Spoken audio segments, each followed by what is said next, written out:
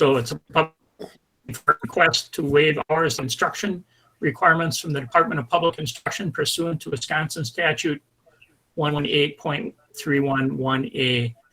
The board will consider the criteria established by Wisconsin Statute 121.021F, API 8.01, Wisconsin Administrative Code.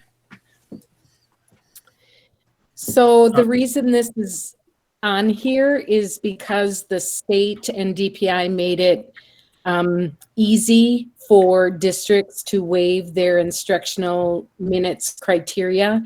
In fact, even those districts that have a virtual learning system up and running and they can legitimately meet those minutes, they were told it's a good idea to use the waiver just in case anything should happen.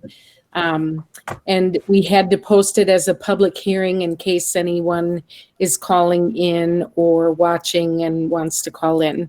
And then we'll ask you to approve the waiver later in tonight's meeting. Okay. Do we have to do something to turn it on YouTube live? I clicked on it and it says it's waiting for us. Oh, yeah, sorry. It's I'm working on it on my end. Apologies for the delay.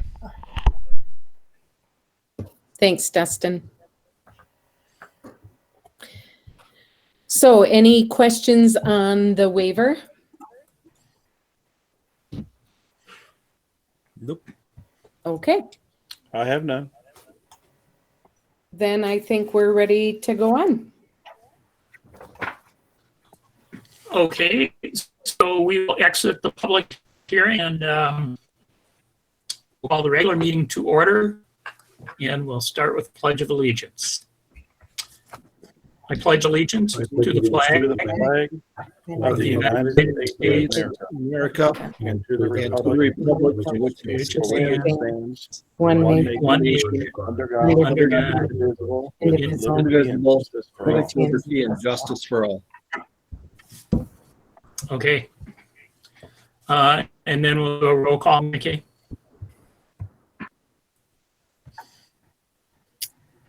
Andy Mary, Yes. Jim Balzer, Here. Mike Boldig, Here. Noel Deep, Here. Jeannie Long. Here. Jessica Mead, Here. Mary Neufeld.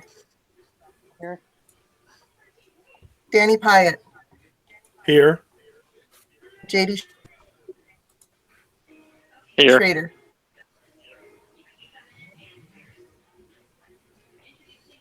Okay. And then we'll go on to if there's any public comment. Is there anybody on the line from the public there? Maybe Dustin would know that. But I take it there's not. No one requested access from me either.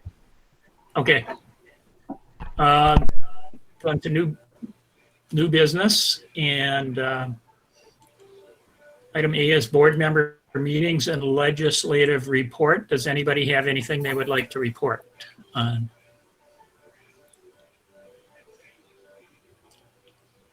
Danny, I know you missed the meeting when we came back from the WASB conference. Was there anything you wanted to bring up from that? Andy, what I had to bring up was on the vaping, and I'd like to reserve that until we meet in person because I do have some handouts to give to everybody. And then also, I think Jim talked about the ROTC? Help me out. Thank you. The ROTC, Junior ROTC program. I probably won't need to add any more to that, except for I'd like to maybe delve into it a little bit farther and maybe pass out the information that I did receive on the Junior ROTC program to everybody to take a look at. Yeah, I barely touched on that. So if you want to share something on it, please feel free. I just mentioned that that's something that you wanted to talk about. in the group. Oh, sure. Thanks, Jim. So, and if it's okay, can I reserve that maybe until next month? Fingers crossed that we'll be back together in person. I think that's okay. I don't think, I think that all that information keeps for another month. Thank you. Does anybody have anything else? Maybe on the legislative end? I see lots of talk, but I don't really know of anything that's actually happened yet. No, Andy, the only thing I saw today was that the assembly was convening same way we are in virtual session today. So they were going at it for the first time. So I don't know if they got anything accomplished, but it sounded like they were having the same struggles we are as everybody being together in one place at one time and doing it remotely. Okay. Okay, if there's nothing else, we'll move on to item B, the COVID update. Okay, we have this, as you know, as a standing agenda item for the duration of the pandemic. And we'll go ahead and start with Jake. Anything you'd like to share regarding buildings and grounds?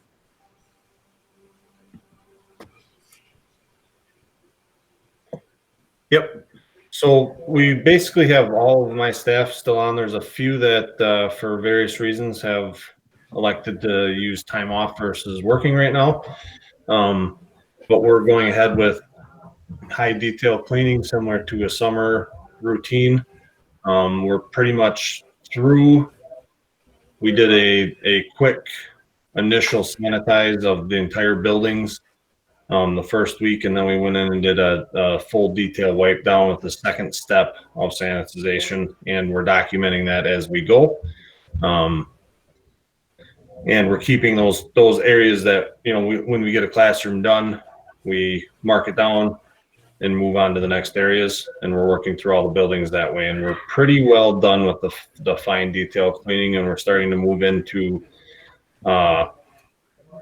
waxing floors, deep cleaning the carpets, starting to do some light remodeling, painting type projects, and we're really hoping that the governor will give us some directive as to no students coming back is my assumption, but once we hear that, we can really start going and making some progress on our other summer projects. So pretty basic, I guess. Any questions? If students do come back for a month, like the waxing and deep cleaning of the carpets you're doing now, will you do that again in the summer? It most likely will not need to happen unless there's a certain room that gets overabundance of use or something along those lines, and we're trying to stage that to do the rooms that may encounter that type of traffic till the end. But we're still wanting to push forward on the other room, so I don't see that having to be a problem. We commonly may have some summer school activities, things like that, on our freshly waxed floors during the summer before kids come back for the regular school year anyways. So they touch them up and maybe give them one more top coat of wax, and they'll be good to go. Okay, thank you. One thing that is on my mind though, and trying to keep everything staged right, is whether, you know, there's a lot of possibilities out there, but I'm trying to keep my options open if we do come back towards the end of the regular school year, or if for some reason they may start school a little early. You know, we're trying to be as proactive as we can for options like that, so that we're ready and able to take kids back whenever they say so. Jake, are we prepared if the kids do come back with the sanitizing and everything? What is your plan for that in case the kids do come back for a week, 2 weeks, 4 weeks before the school ends? Yeah. So we, like I said, we've documented everybody that's been in the building and in each individual room. So if they were to be test positive for COVID-19, we would be able to know what rooms they were exposed to or what areas. And once we finish those, we're keeping them locked. So we also have just the number of days that they may be empty to help with the virus kill time. So I feel confident that barring anything extraordinary, we should be ready at a very short notice if we do need to bring kids back. Okay. Sounds good. Thanks. Thanks. Okay, next we wanted to touch briefly on food service.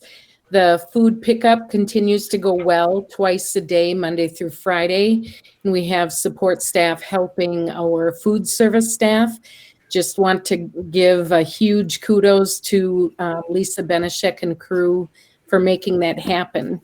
And then very exciting, we started food delivery today. It was scheduled for yesterday, but we canceled due to the weather. So with our Malliette partners today and also a support staff member on every Malliette vehicle, I understand we delivered over 300 meals today. Wow. And we look for that to, I think once it catches on and families call in and recognize the convenience, will gain even more momentum. Yeah, I did see one of the buses out and about this morning delivering the lunches. So from my vantage point on the second floor, it wasn't bad. They were doing a good job. Good. And I would like to thank Tim Prunty and Aaron Wick too for being the district liaisons to Malliette, and Jake, I know, was instrumental in getting coolers equipped on the buses, etc. So we just, a lot of hands helped that process, and we pulled it off today. So we're proud of that. Julie, Moving on. Yes. Was there a lot of people picking up food at the high school? Yes, we still have a lot.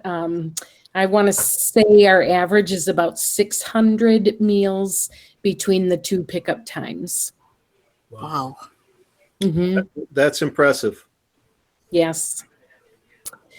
So we would also like to thank our internet access providers. As you know, Serenity made it happen in a lot of our rural areas, and most recently, tech ed teacher Dave Coor put a hot spot in the parking lot of Coors Country Store in Phlox. So Phlox now has Wi-Fi as well. So we're pretty happy with that. We know it isn't perfect, but it certainly is a lot better than it was when we started with home instructional opportunity. And go ahead. I just want to thank the support that our principals and staff is showing everybody. The parents are just so happy with the way it's all going. Keeping the kids busy and engaged. Yes, exactly. We appreciate that. We wanted to thank the Antigo Public Library also. You know, we had a book giveaway courtesy of the Antigo Public Library, and we're still looking for other opportunities to do that with the food distribution. And at this time, I'll turn it over to Amy Doms, who will give you an update on instructional opportunities that were posted on our website yesterday. Hi, everyone. Thanks for being here tonight. It's kind of unique. I can see all of your faces. I have an extension where I can see everybody at the same time. So it's like Brady Bunch on steroids. So it was cool. Hey, don't give Mike any ideas. Thank you. So as principals and building leaders, we've been meeting with our teachers pretty regularly still to talk about instruction and how we can provide opportunities for our students, even though not all have internet access or the capability to even maybe do a lot of work at home because maybe parents are still working and kids are their kids might be caring for their other kids or babysitting. So grade level teams have worked really hard to put together learning opportunity documents by grade level at grades 4K through 8. And then at the high school, they've departmentalized to provide not only online opportunities with passwords and different websites to visit, but also some low tech or no tech options that families can do at home that would require no technology. So we just released those documents on our website yesterday. The teachers had about a week or 2 weeks to work on that. And then what we're looking to do now is also see how we can get some materials to families who don't have internet access. So printing some of those related materials and either providing copies in an area that's common, such as the food pickup, or maybe with the food delivery offerings now, some packets for students to pick up of those materials that teachers have collected and put together. And also, I lost my train of thought, but make sure that they are able to pick it up or have some areas where they could pick up or drop off for them, or even mail. That's what I was going to say. Send in the mail if they're not accessing any of those resources. So with that, teachers are wanting to be able to provide some feedback to their students who may have completed work that was sent home. So things that were on like worksheets or maybe some reflections on books they've read. So the drop off of materials, I know has been a hot conversation for our teaching staff. We haven't identified exactly how we want that to look yet, just because then you're not dispersing, but you're bringing all of the germs in together to maybe one location if there are germs to be brought. So we just want to be really thoughtful of how we collect some of those materials and bring them back if we choose to.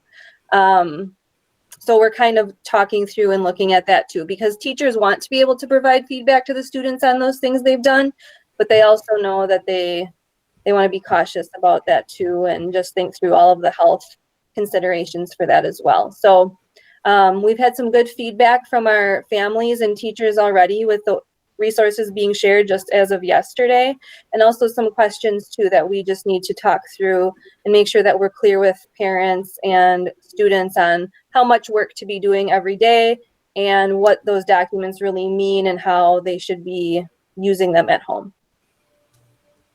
So does anyone have any questions regarding any of that, or? Well, just thanks for doing it. Yeah, Right. appreciate the hard work. Can I just toss in that special education has been continuing to provide the supports that we can. We've had a lot of different meetings and documentation from DPI and OSEP, which is the Federal Office of Special Education, because this is very unprecedented times. And I just have to say, the special education staff, all of them, speech and language, OT, PTs, case managers have been diving in, contacting their kids and trying to do services the best that they can, and working with the regular ed teachers. So I'm really proud of them as well. And so they're part of this process and plan as well. So just wanted to let you know that. Thank you. And now we'll I turn had it a over. quick question. Do we have any idea of the number of students that have no access? I know that we have some amenities that we're trying to make available, but do we know how many students we know have absolutely no access to internet, whether it's through transportation issues or anything?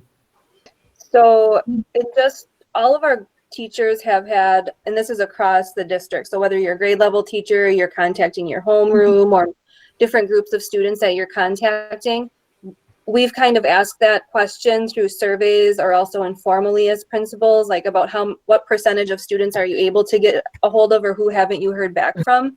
I would say roughly about a third of our students have no internet, or it's irregular enough where we're not able to have back and forth communication. So I know the high school asked a specific question about like no technology or like not accessible for materials. We've been more contacting just like based off of your contacts with your students or groups. Who haven't you been able to get a hold of? And roughly I would say the numbers are about a third. And the elementary was asking similar questions and also gathering in a more formal survey.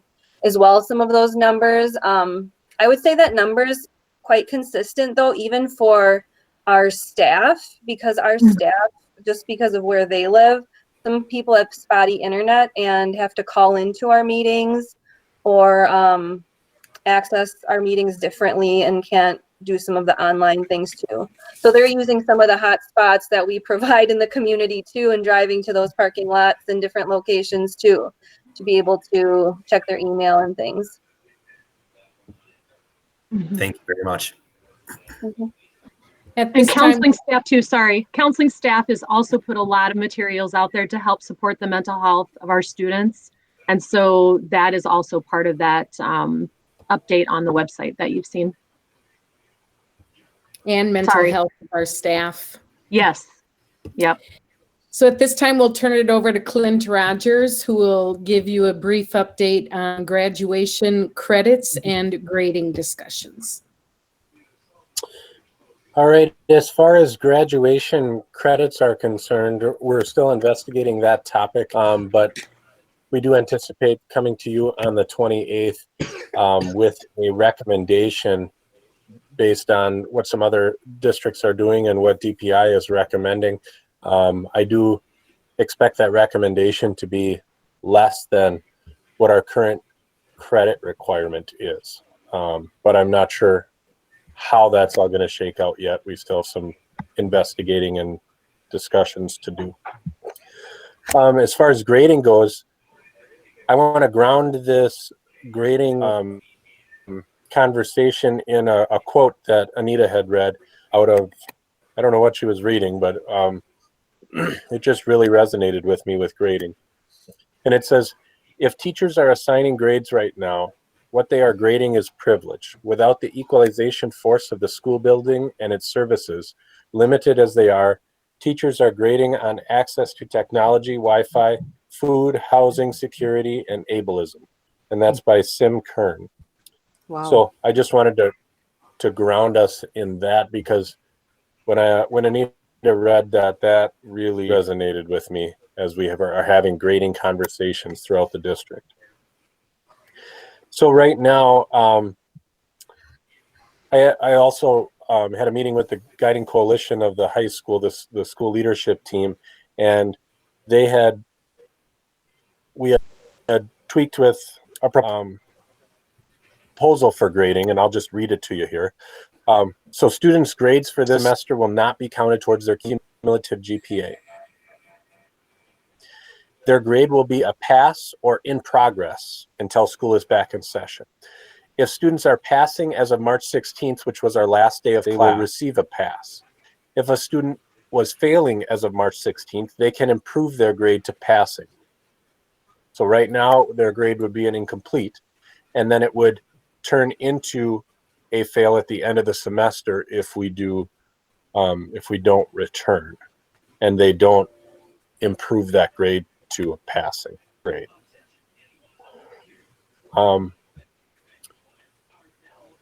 Also, seniors will have to have, in order to participate in the graduation ceremony, they'll have to have all of their required classes passing by May 28th at 3 o'clock, which is the deadline to participate in the graduation ceremony, whatever that looks like right now.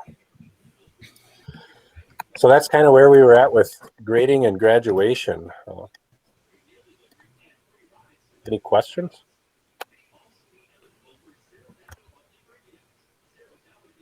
Is there any thought on a graduation ceremony, or just see things progress?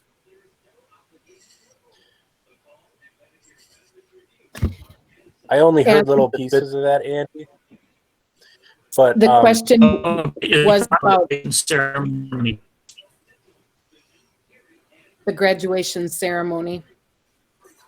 Right now, the graduation ceremony is on as planned, but we are discussing some alternatives in case that's not a possibility. But right now, it's on as planned unless we receive a directive otherwise. Okay. Okay. Thank you, Clint. That concludes our pandemic update unless the board has additional questions. I wanted to ask Noel what he thought about the, I'm not sure that, I don't think that there's possibility that we'll be back in session this school year because of the fact that there is not widely available testing yet. So I was wondering if Noel could speak to that as far as the progress on that. Well, couple things. I know that the testing as of now, many health organizations have built their own kits, but again, they're very limited, and you're absolutely right on that. The second question to that is, the basic reason that we are in this shut-in mode is primarily to flatten the curve, and so far the numbers are looking a lot better than what we had anticipated, so that is very encouraging. It's a possibility that they may probably suggest that school may be delayed for another week or two. It's a possibility that if the current trend continues, you may be seeing the classes probably resuming at some point before the graduation time. But I don't foresee any large scale production of testing at this time.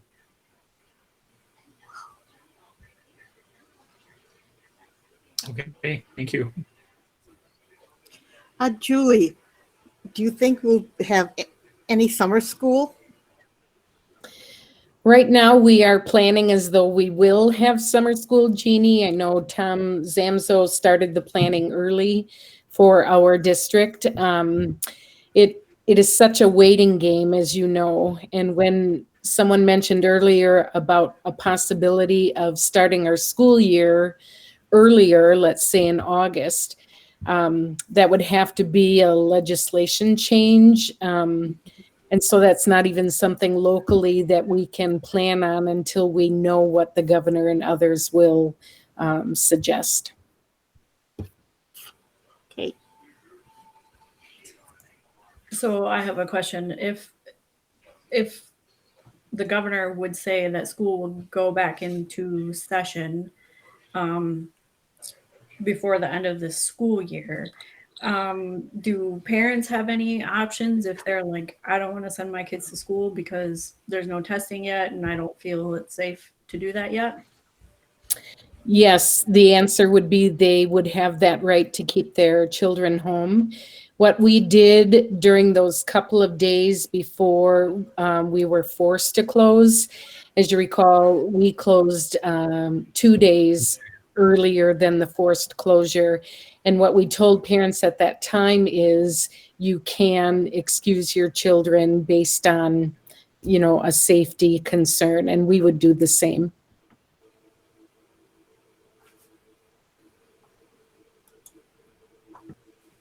Okay. Any other questions?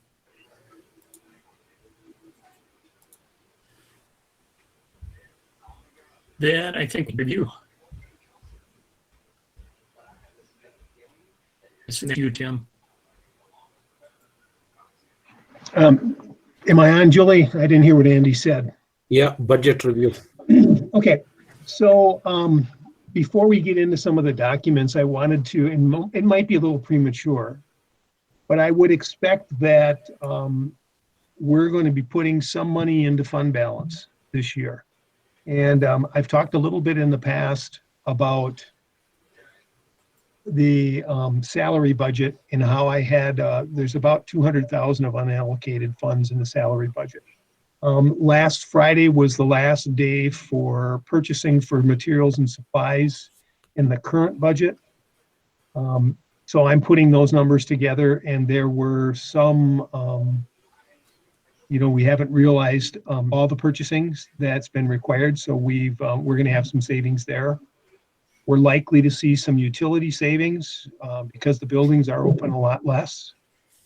We're going to have a discussion about transportation, but there's all sorts of transportation with field trips. If those don't occur, there may be some savings there. So I'm anticipating that depending on when children get back, we could see anywhere from $300,000 to $500,000 that we would be putting into fund balance. And that would be just the general fund. We're paying most of our staff, and that's where our biggest expenses are. We're honoring our contracts with our CESAs and our other professional development partners. So in an overall sense, the last 3 months of school won't necessarily be, we aren't at a point where we are actually making an attempt to, I don't know how to quite word it, but to save the maximum amount. We're being prudent with paying folks. And we're in the people business, so that's our biggest expense, but we will receive some. So the first document I'd like you to look at, if you haven't reviewed it, is the Aquatic Center. So the Aquatic Center operates on its own budget, but we closed the Aquatic Center per a recommendation from our medical advisor, Dr. Patrick McKenna. Yeah. And when we do, we ended all revenues there. So when the district uses the facility, we charge the district rent on an hourly basis. There's no more revenue there. When the hospital rents it for physical therapy, we get revenues there, as well as daily admissions, swimming lessons. You get the idea, party rentals.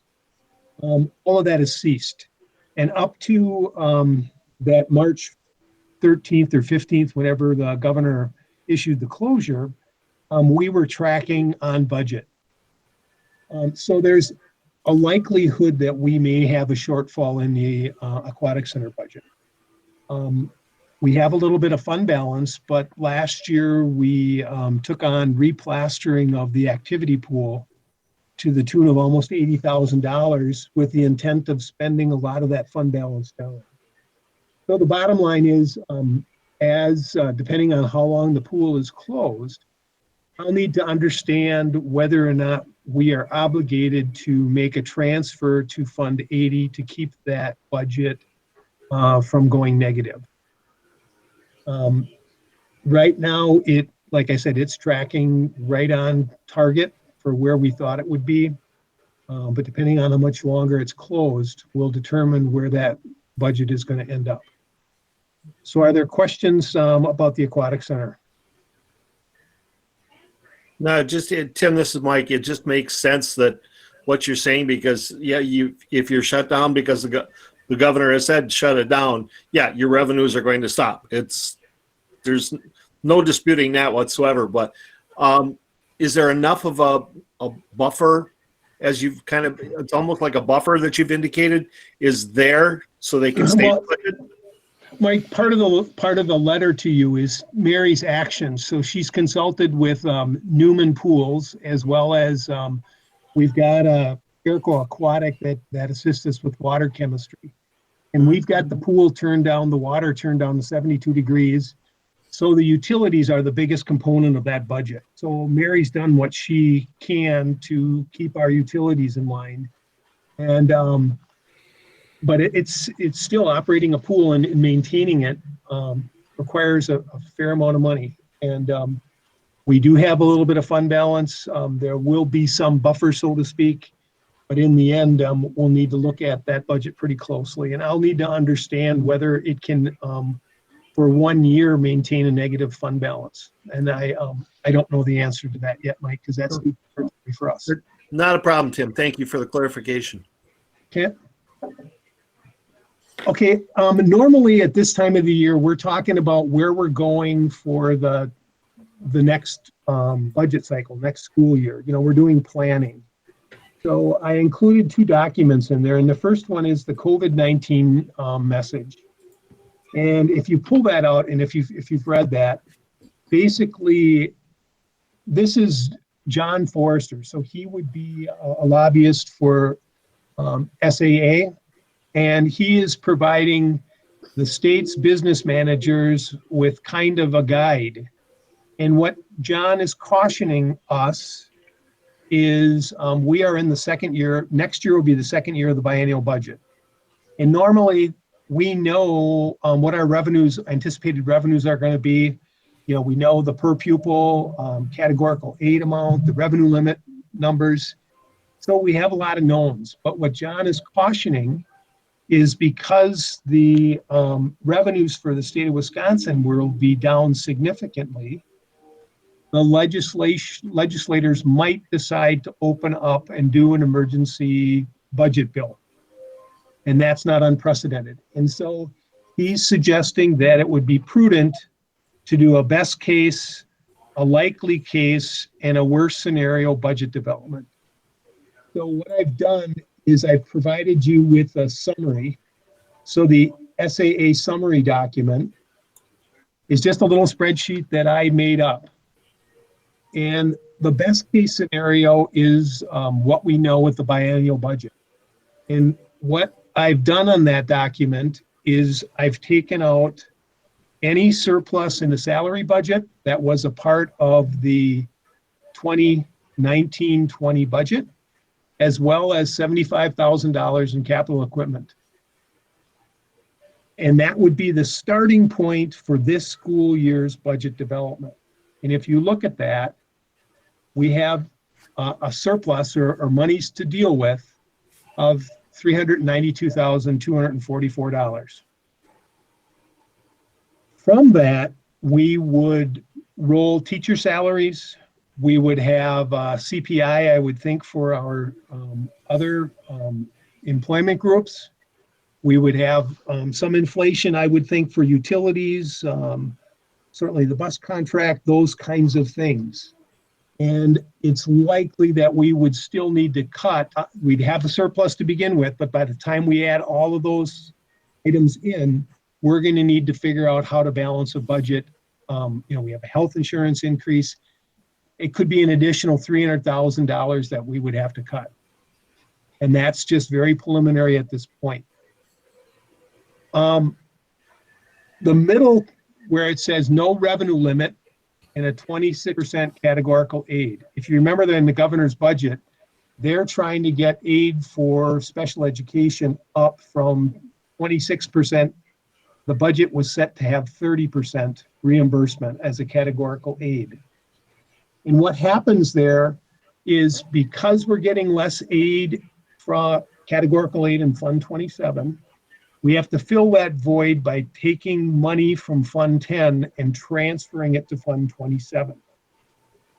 We don't get to cut support to Fund 27. We have to, because of a federal requirement called MOE, we have to maintain that.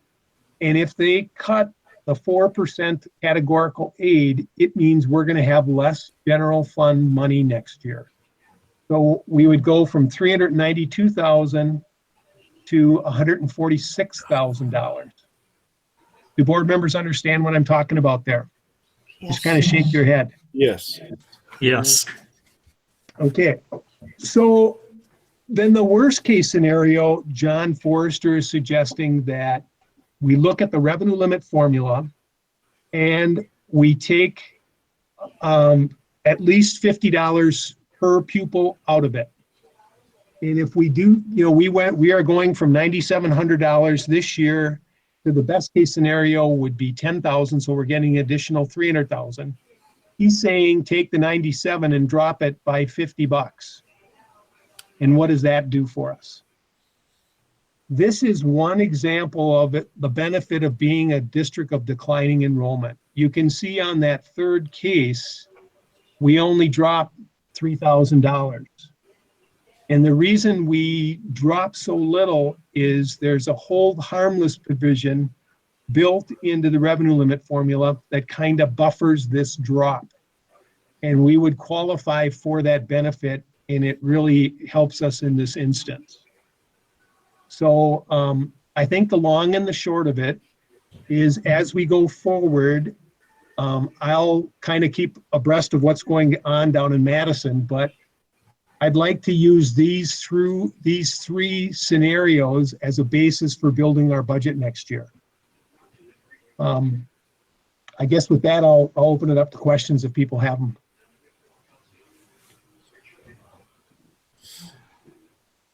So Tim, you're going to have 3 projections then? I think so. Yep. Wow. You know, not a Any suggestion, indication but a on- comment. Sharpen your pencil. Yeah. Any indication on which one is most likely? Jim, I don't. I think the other thing Julie and I had conversations on, there's a lot of unknowns right now. And we've seen the effect on the stock market with COVID. I have not heard a lot about where state revenues are going. But I think with, also with trying to build fund balance as we end this school year, knowing that we might have to tap into them to balance next year's budget. And I just really want us to be prudent. I want us to be cautious until we get more information out of the legislature to know how to build the budget. So, we're taking a look at hirings. I want us to be very frugal in how we spend from this point out and see where our budget goes. Makes sense. Yeah.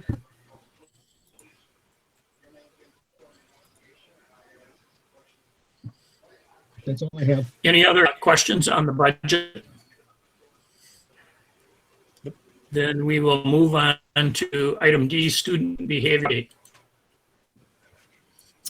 Okay, Heidi Proyle is going to share the attachment on her screen so that you can look on the screen if you would like.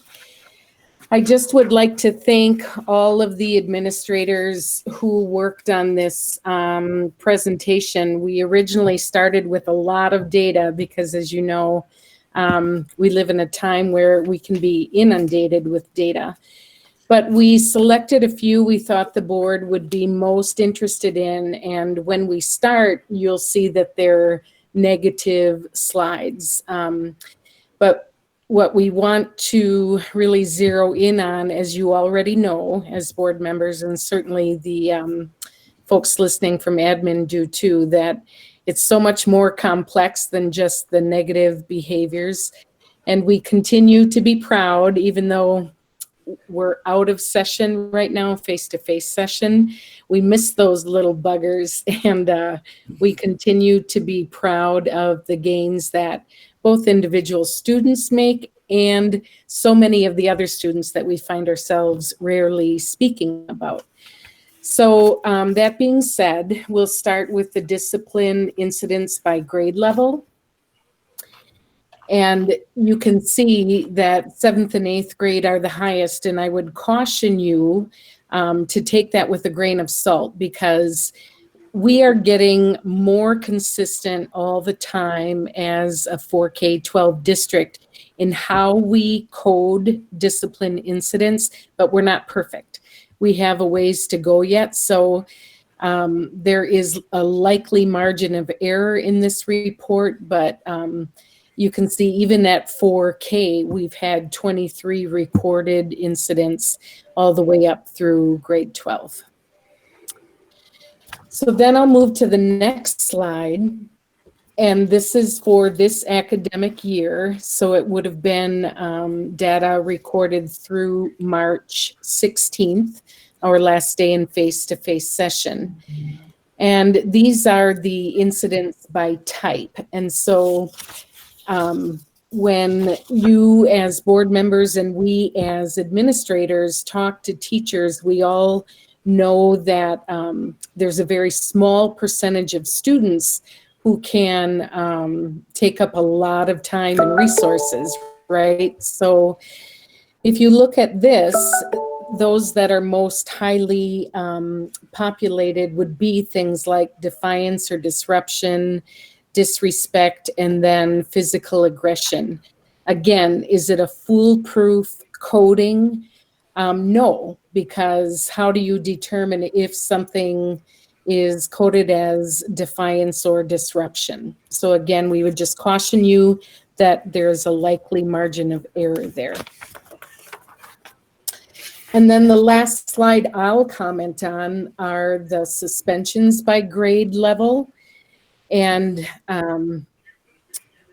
what I did when we looked back longitudinally, and we didn't include that slide, but our suspension rates are as high as they've ever been. And I know that sometimes there's a perception, because we continually work with students, And suspension is often not our first choice, but that being said, it is inevitable that we will have to suspend kids. And this is the data that you have before you that we've suspended at every grade level and the number of occurrences, and it does not reflect number of students, however. So at the 4th grade, for example, 8 suspensions, it does not indicate how many students that would be. Likely it is not 8. So now that we have that data, we want to talk about what we're doing about that data. So the next slide, I'll turn over to Donna Smith. All right, hello everyone. So I just want to get started with focusing on our systems of support at the elementary level. So we do have, I apologize if you can hear my puppy barking in the background. We do have school-wide systems of support, and those are identified for you. All 3 of our buildings have assemblies for PBIS and second step themes. We have PBIS Tier 1 training, our trauma-sensitive school modules. All of our staff are completing. They have completed module 1, have completed modules 2 and 3. The BEST screener, all of our students our teachers have used the BEST screener to also pull data and support our students. Angel List, if you're not familiar with what that is, all of our students actually on the 4K through 12th grade have utilized the Angel List, and what that is it's a relationship mapping tool that allows us to identify students in need of extra support. So students are actually given 4 stickers and asked to think about if they had a problem, if they felt unsafe, or had something really good to share, who would they talk to? And students were given pictures of all of the staff members, and they could identify, use those stickers and put stickers on up to 4 people, staff members in the building. If they couldn't identify someone that they connected with or that they could go to, there was also an area that they could put that sticker in so that we could identify those students that couldn't identify maybe 1, 2, 3, or 4. So we also have that data. There are obviously classroom supports. All of our kindergarten through 3rd grade classrooms have built-in morning meetings, as well as our 4K. They do the second step lessons through our guidance departments. All of our classrooms have take a break areas. Some of our classrooms utilize Class Dojo to track positive and some negative behaviors, and I'm going to show you a little bit more about that in a second, as well as classroom recognition and rewards in the classroom level. We do have student recognition. I want to really emphasize, we focus on that a lot. We want to recognize our students. We want to catch them doing the right thing. We really focus on that positive recognition, whether it be through, a verbal praise, whether it be through Red Robin rewards. We send positive postcards. We have Red Robins Rocking It, CEO, and different avenues of recognizing students for recognition. Heidi, can you click on the Class Dojo link? You shouldn't have to exit.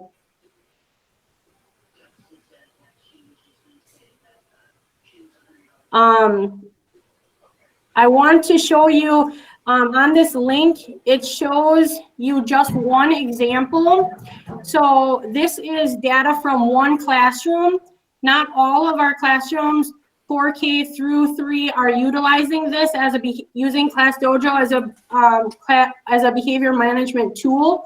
However, all of my teachers at North Elementary are, and this is just one report. So this teacher recognized and identified 4,000, over 4,000 positive points in their class from the beginning of the school year till our last day so far this school year, recognizing them for students for positive participation, on-task behavior, line basics, helping other students, and different things. The needs work is only 378, and some of those might be for things such as disrespect, and this is a minor tracking. So in Infinite Campus at the elementary level, we're not consistent with tracking all the minor behaviors. The middle school and high school data also looks a little higher because they are tracking minor behaviors as well as majors in Infinite Campus, and we're not consistent at the elementary as there's a lot of minor behaviors, and so we're using different tools, and Class Dojo is one. I just wanted to speak really briefly. I actually pulled the entire data from my building because I do have all of my classroom teachers, and I had a 98% positive ratio for the school year so far. I had almost 53,000 positive Class Dojo points, and only 1,100 needs work. So it's a 98% positive ratio. One of my teachers had over 12,000 positive Class Dojo points handed out, to their students. So we're really trying to recognize those students that are doing the right thing, and even the students that are struggling, we want to recognize them when they are doing the right thing, because that's how we reinforce those positive behaviors and reinforce the things that they're doing right. On the right, you'll notice some of our behavior data. So at the top, you'll see in the chart the number of discipline events. Those are totaled. All of the elementary data is there combined. So the events for the last couple of months, I didn't put March on there because we didn't have the entire month of March, but January and February, the month of each of those. And then year to date, we had 519 behavior events in Infinite Campus, which is our data tool that we, pull all of our data through. A total of 117 students. But what's really unique, and I want you to make sure that you're focusing on the bottom portion, the bottom chart, it identifies the student count and the number of referrals for students that received either 0 or 1 referral this school year. Year to date, we had 515 students that received either 0 referrals or 1 referral. So that's 86% of our elementary students received either 0 referrals or 1. So we really have only, less than 20% of our students and that are struggling behaviorally. And so it is really important. We think that there's a lot of behavior, but it isn't all of our students. And that's what as an elementary principal team, we wanted to emphasize as well. Any questions at the elementary level? Okay, we can turn it over to Heather. I do have a question just for a second on the elementary level. We're seeing all of these numbers that are together for all 3 of the elementaries. Is there a way that we can drive down to see north numbers, west numbers, and east numbers? Can we see the individual schools as well? We can. Go ahead, Julie. Well, we did talk about that, Danny, and we felt they were skewed or would present differently than we wanted them to because North has a higher population. So then we thought, okay, let's just give a percentage, which would be accurate, of course. But then, as Donna said, there was a difference in what was recorded in terms of minors and major events. And so until we have that data lock solid, consistently recorded, we didn't want to portray any of our schools differently than the other, if that makes sense.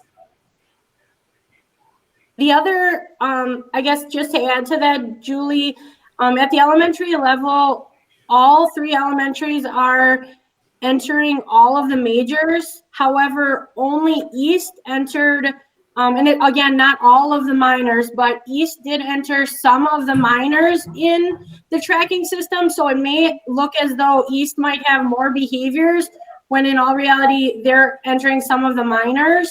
And we thought that that data might be skewed then. So we didn't want it to give you, a different representation.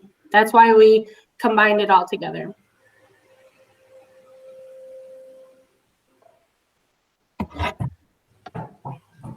Well, I think that we probably have had almost every year.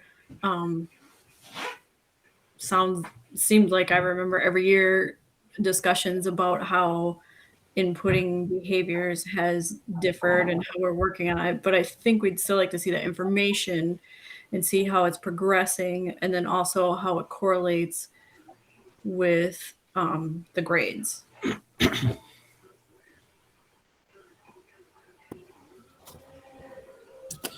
Can I ask what you mean by honestly that? do think What it's you mean by important grades? that we need to see the individual schools, even though it might be skewed because one school might be doing something a little different, but then that would help us to see to get all the schools doing the same thing. And that's what our goal is. Can you hear me? Yes. Can you clarify, Jessica, what, just so I know what you're asking, is it clear you want it to correlate it to student grades? Is that what you're saying? Part of what we can do with the Fab Lab, or not Fab Lab, the Five Lab? Lost the name.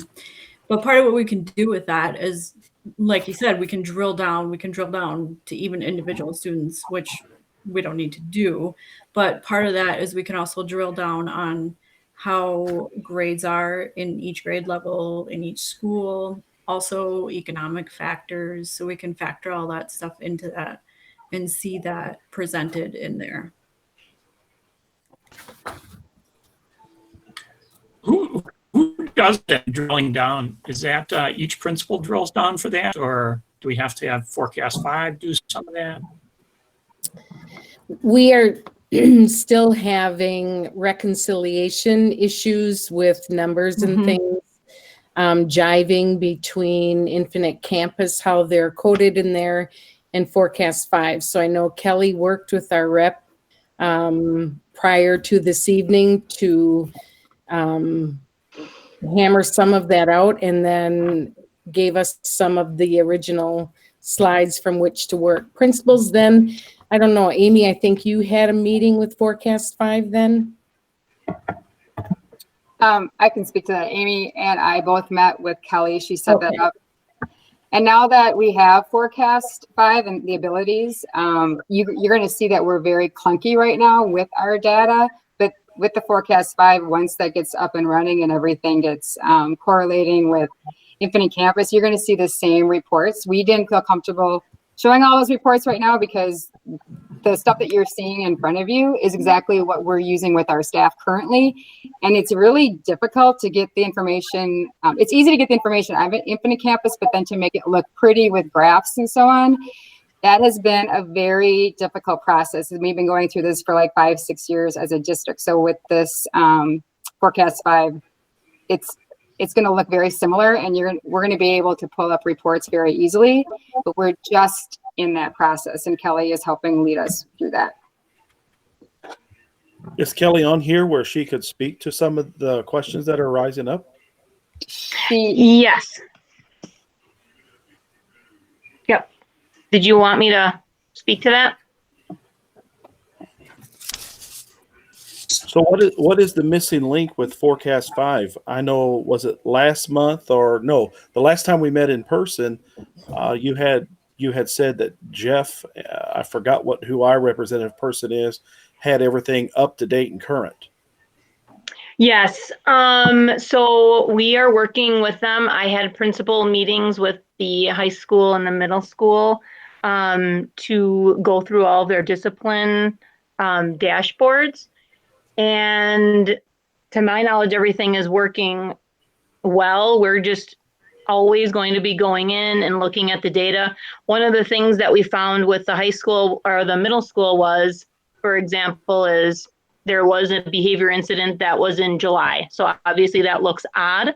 So when we drilled down to the student level, we could tell that it was when Heather was working with somebody to show them how to input a behavior incident. So that was, one example of something that we would notice that would be not accurate, but that's all the same system. So they're using Infinite Campus to come up with the numbers that you're seeing on the elementary system of support slide.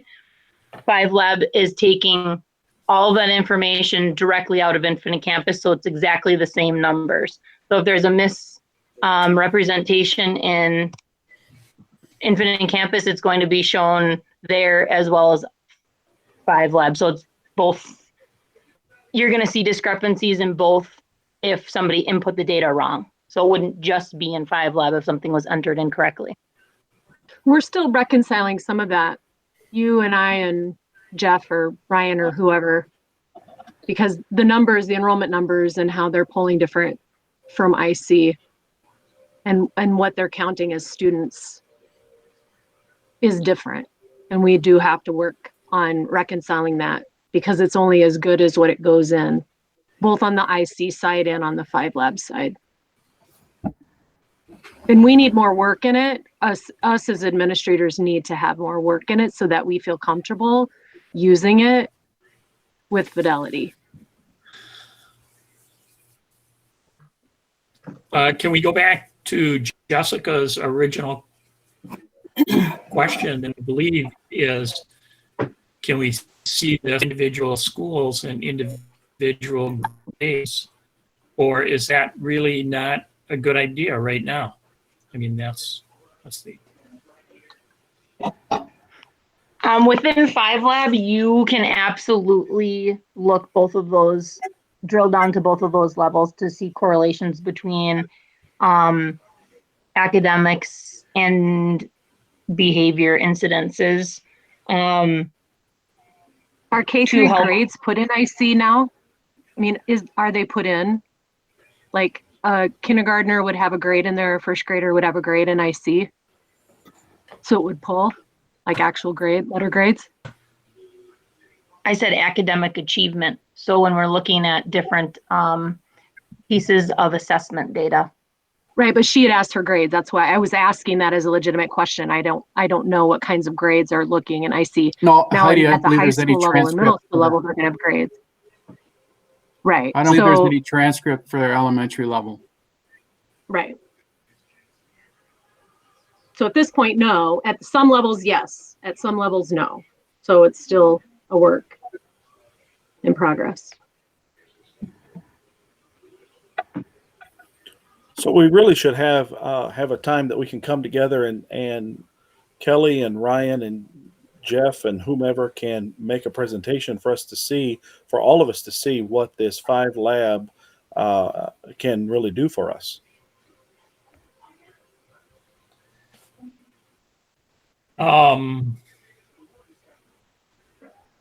Yeah, did we have him here last year to show us? Mm-hmm. So but I think, Andy, wasn't that prior to the administrators having the access that they have now?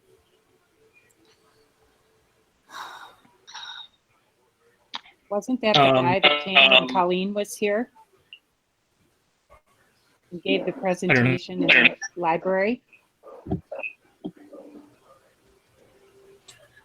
So, Judy, is that a reasonable request to see this at a presentation the next time? Well, not necessarily the next time we read in person, but sometime when we meet in person?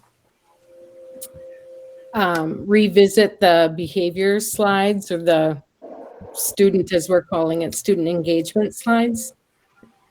Well, I guess that's where we'd like to start. I think you're saying you'd like to see more of what this could do, correct? Correct. I think for everybody to see more what this program can do and how it can function right in the moment, in the present. But I do understand that all the information that goes into Forecast 5 is pulled from Infinite Campus. So Forecast 5 information is not going to be as strong if the information from Infinite Campus isn't loaded properly. Am I saying that correctly? Yes, and sometimes we think it's loaded properly. When Kelly presented to the board on Forecast 5, and I know she had Ryan on standby if necessary, she went over its capabilities with you. And I recall her saying like something like a dash in a data entry point can throw everything off. And then and when I say we, it's not me because I'm not, I don't have that understanding or knowledge, but Ryan would have to go in on his end and fix that. So when Heather said it's clunky, it is, although I would say Kelly has the best understanding of it. And like Heather herself told me after that tutorial refresher, she felt a bit more equipped to dive into. But I would say we're still in our infancy stages of using it. Julie, if I could add, as someone that's using the Forecast 5 analytic tools more regularly than probably our principals are, Danny, specifically to address your point, it's really a data analytics tool. So they're using a software to develop these really high definition, very easy to use analytical tools. But you have to have a basic understanding of manipulating the data. So if Kelly working with the account manager can develop these dashboards where this is the data that we want to be looking routinely at. So they develop an analytical tool that can produce that data readily for you. But it's the whole struggle of learning one more piece of software on top of the software that you're already using. And I struggle with it all the time with 5Cast that I use. But if you can get through it, the analytical tools that they provide are really high power. And Kelly, I may be speaking out of turn, but I mean, that's really the advantage of once we get the system, someone, and hopefully multiple people, will understand how to drive the analytic and then even tweak the tool that they want to look at per the data they're trying to investigate. But that takes a lot of learning. And right now, it's a communication between the database that we have and the software tool.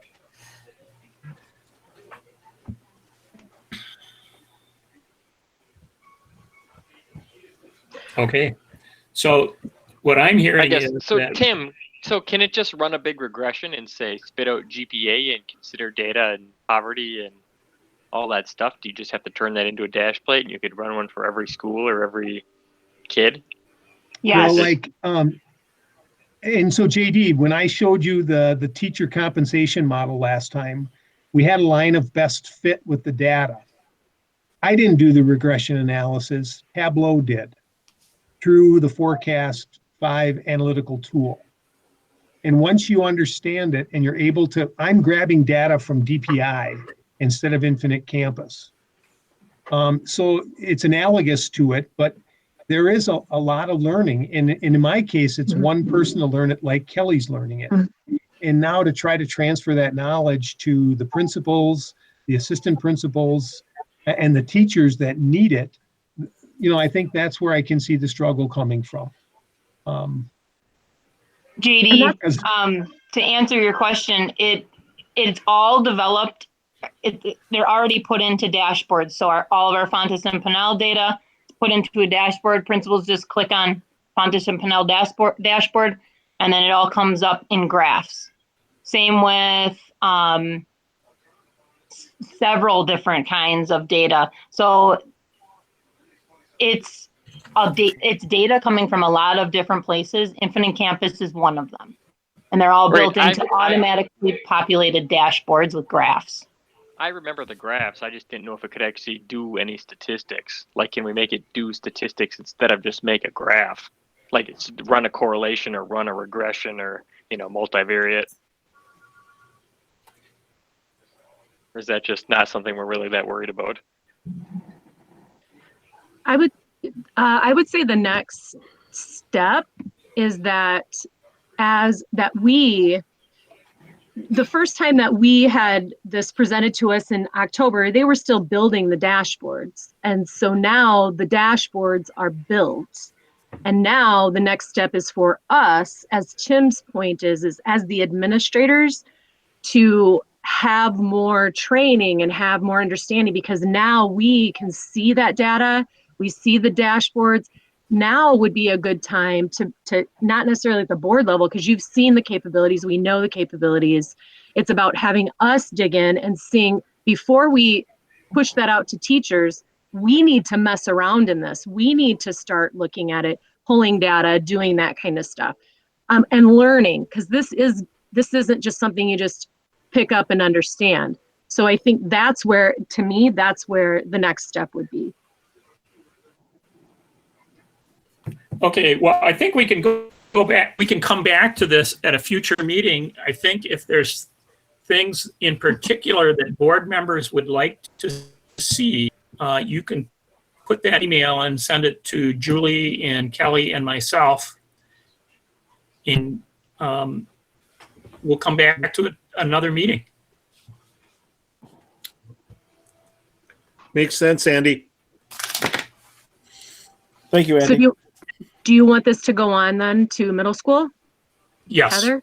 All righty, let me present. Can you see that? Okay.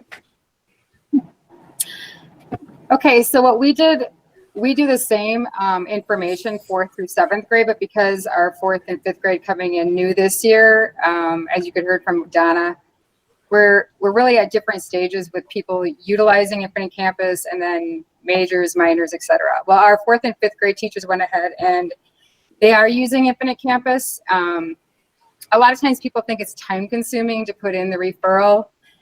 It's not. It's like anything else. Once you start moving in it, it's pretty simple, but it's one more thing to do. So we are all doing it, but Amy and I both treat it very carefully. Do you need help? Would you rather us put it in Infinite Campus? I mean, we take a look at each one of our individual staff members and see where they're at, because everybody has different levels of how they feel comfortable. So with 4th and 5th grade, they are doing majors and minors in, and you can see like the total of events, etc. Heidi, could you click on our snapshot? 4th, 5th, the first one on the left? Yeah, they're both I the see same. two. Oh, okay. So this information, we did do it 4-7 right away in the beginning of the year. Amy Reichel's one of our instructional assistants. And through our PBIS district system, we have data grabbers at each school. So again, we've been working on this for about 5 years using Infinite Campus. Infinite Campus is clunky. Forecast 5 is not clunky. It is really simple. And within a matter of one day, we were able to get a report, which is called the Big 5 report, working with Kelly and the person, I think it's Ryan.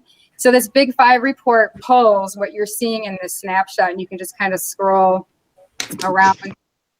So there's an overall snapshot. We incorporate what's going on positively, because we put our positive contacts in Infinite Campus as well. And then what are the events for each grade level, how many students involved, and then we also accumulate the year to date.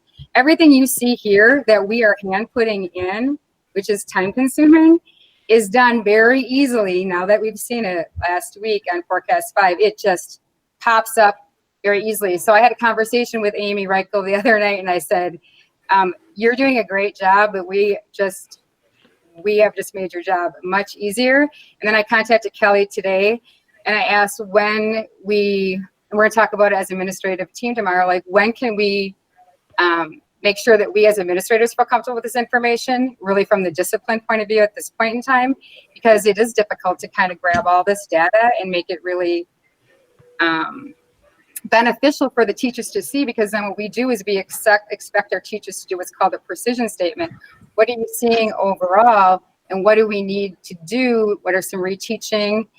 For instance, our 4th grade teachers, they base this data and they take a look at what's going on, and they do recess reteaching, lunchroom reteaching, parent contact through that. What are some maybe different types of, maybe we have a setup that's not well. Maybe we're dismissing everybody at the same time to go to the cafeteria, and that's causing some issues. So we look at all that, and this data does help bring those things to point. Otherwise, we're just having conversations and we're not really going anywhere. So if you look on the bottom, there's actually tabs that then digress into 4th grade specifically and 5th grade specifically.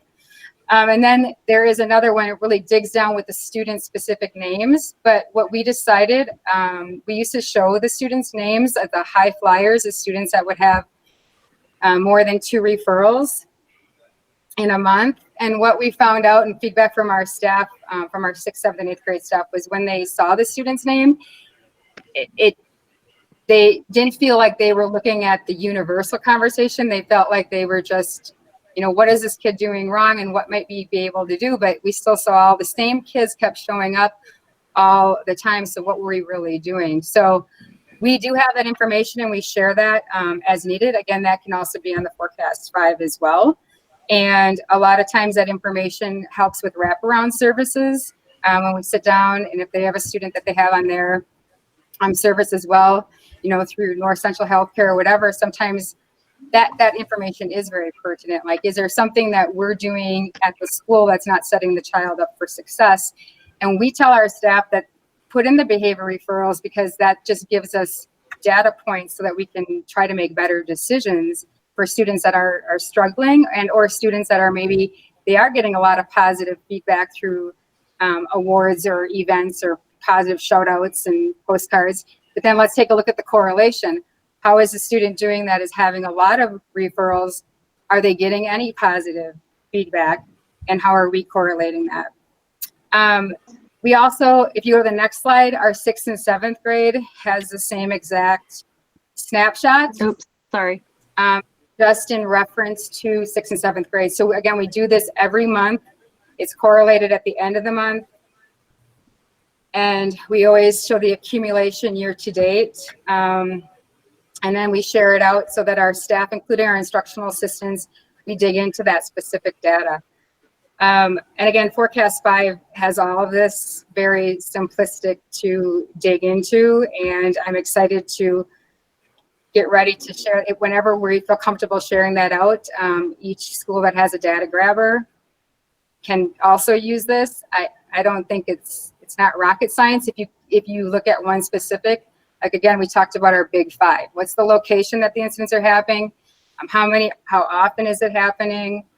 And that really helps us make some precision statements. And then on the back end, the first thing that I saw, like I know the number of in-school or out-of-school suspensions that we have as a whole. But when you look at a graph and you see that that's how many you have, be it a few students that are repetitive, or if there is a number of students, that's something that needs to be addressed. Like, what are we doing, and what are some other opportunities, and what are things we can do differently as staff? What are some maybe different scheduling or different things within our system? Because all of our students are very unique and diverse. So I am really excited to be able to see this fab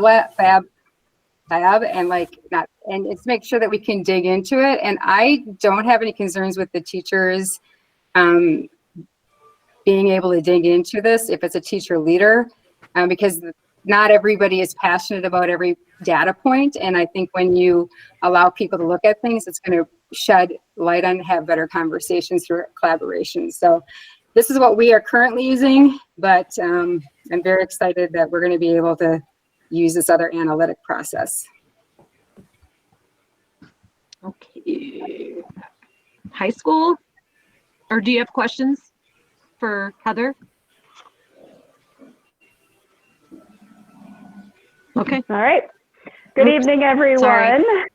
No problem.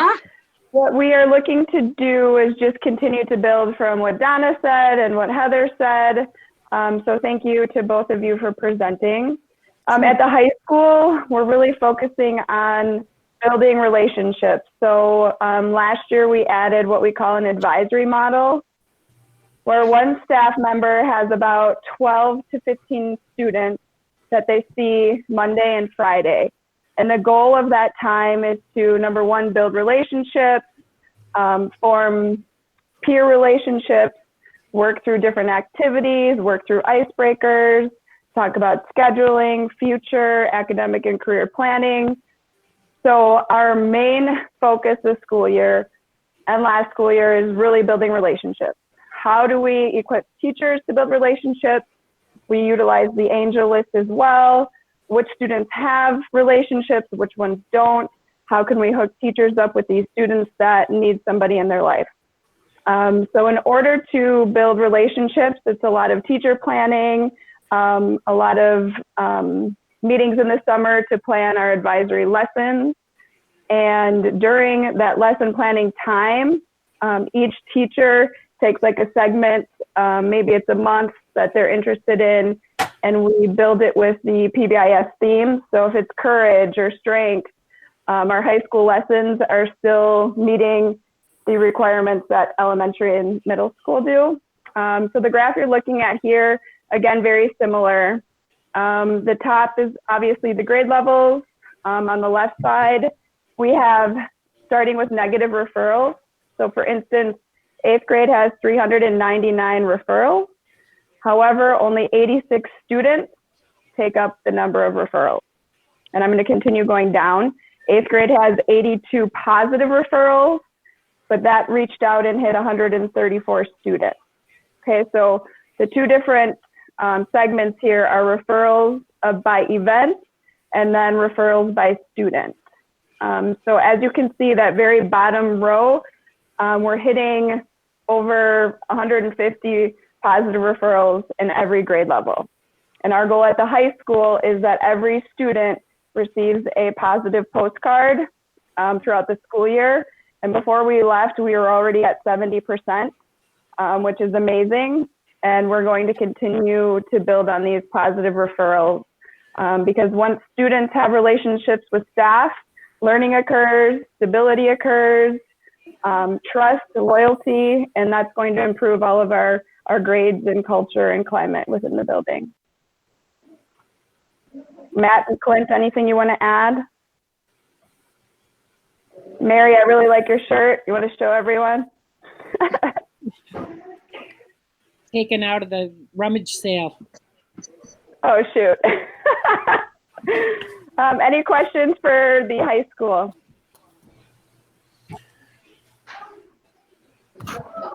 No, I don't have any. Thank you for all three of you presenting. Mhm. And we will pull my agenda up here. Unless there's any more questions on this, we'll go on to the item.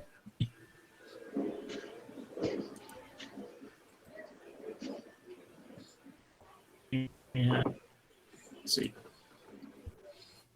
He's talking in Star Trek language. Who's is somebody want to make some comments on the copy machine here? Andy, I'll take it. Okay, so this one is just I want to bring forward to the monthly board meeting, but we are in the process of selecting a new vendor or selecting new equipment, copying equipment. And we had a 5-year lease that we extended 1 additional year with consolidation. So what you're seeing is Aaron Wick and I went out to the Wisconsin Vendor Network, and we borrowed their copy machine specifications and put an RFP together and sent it out to the major vendors sponsored by the state of Wisconsin and vetted by the state of Wisconsin. And you can see on the sheet on the far right-hand side gives you an annual usage of what we do for copies. For those of you that don't have access to the attachment, we did almost 4 million black and white copies this past year and 1.1 million color copies. And on the very far right corner is E.O. Johnson is our current vendor. And you can see our total annual copying costs of about $96,000. So we've had equipment issues at the high school and at the middle school where those machines are towards the end of their life, as well as some of the elementary buildings.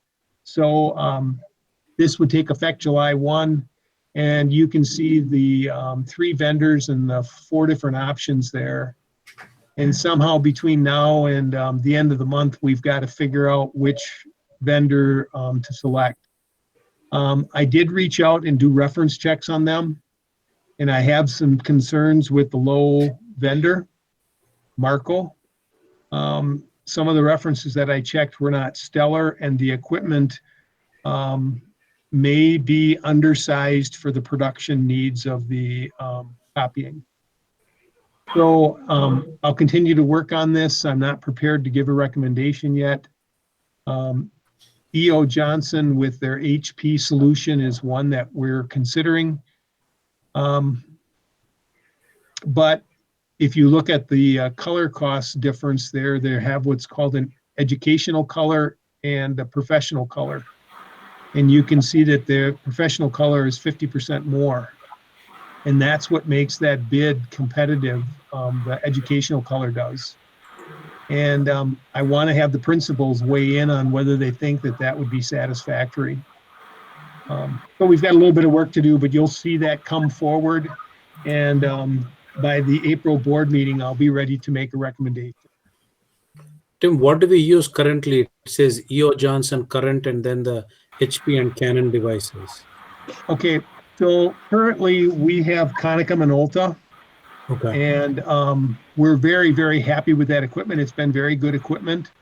E.O. Johnson took it over from Office Enterprises. They bought them out. And their preferred solution is Canon. But you can see Canon is the highest priced version.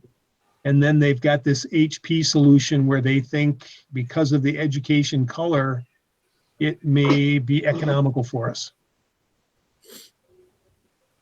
Okay, thank you. Tim, this is Mike. This Marco that you had the concerns on, where are they out of? They have a branch in Wausau. They're owned by West Fargo Bank, I think. So I'm a little concerned that they may be a spinoff. I checked with one district that gave them a very, very high review.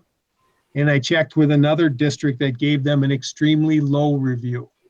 So, and the one that was low was just took them on this July 1. So the equipment is still brand new and they're having weekly problems with them. Okay.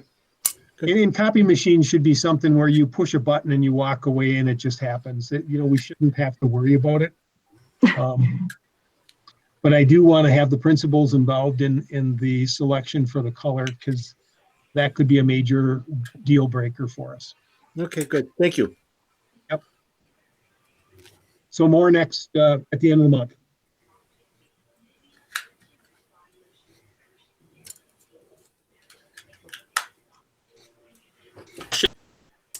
And then we'll go on to action items and we'll start with that public hearing request. And I think if somebody'd like to make a motion. I move the board approve the request to waive hours of instruction requirements from the Department of Public Instruction pursuant to Wisconsin Statute 118.38 subsection 1 subsection A. The board will consider the criteria established by Wisconsin Statute 121.02 subsection 1 subsection F and PI 8.01 subsection 4 Wisconsin Administrative Code. I'll second that.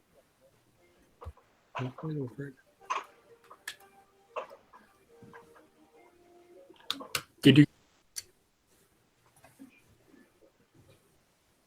Mary Kay, you got a motion and a second there. Who made those?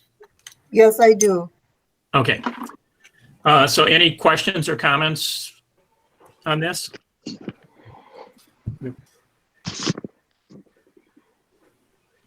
Then we'll just go ahead and vote on it. All those in favor? Aye. I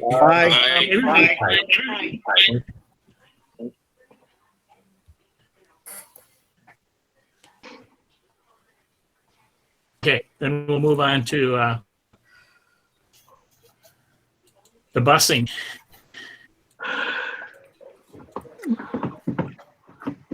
And Tim, I assume you're talking about.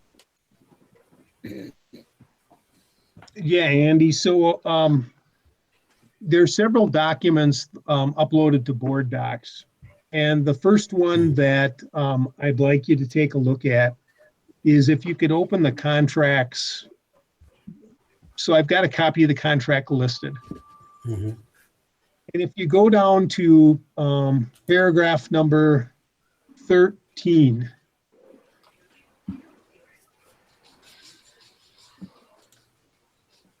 and I did send a copy of the contract to Mike Winters. And, because of the closure, Malliot's has really, they've been forced that they can't possibly fulfill the contract because there's no transportation to provide. And Mike's reading of paragraph 13, if you look at that, the district reserves the right at its discretion to change or decrease the bus routes as appropriate. And they actually use, for example, closure of school as one of the examples. Now, I don't think the intent of the contract was ever not to pay because we're going to be closed for a month. I mean, that was never, ever assumed. But the language there, from a legal standpoint, Mike's interpretation is the district is not obligated to pay anything other than for days when they are transporting students or for snow days. Okay, the next item I would like you to take a look at. Do people have questions on the contract? Okay, the next item I'd like you to take a look at is Tim Grosskirch's letter to the board. Mhm. I think what's important is I think Tim does a very nice job laying out the company's long-term commitment to the district. And Tim's sole customer is the children of the Antigo School District. So it's not like tomorrow he can change gears. All of this capital equipment is tied up for hauling our students. And I think he lays out a pretty good argument.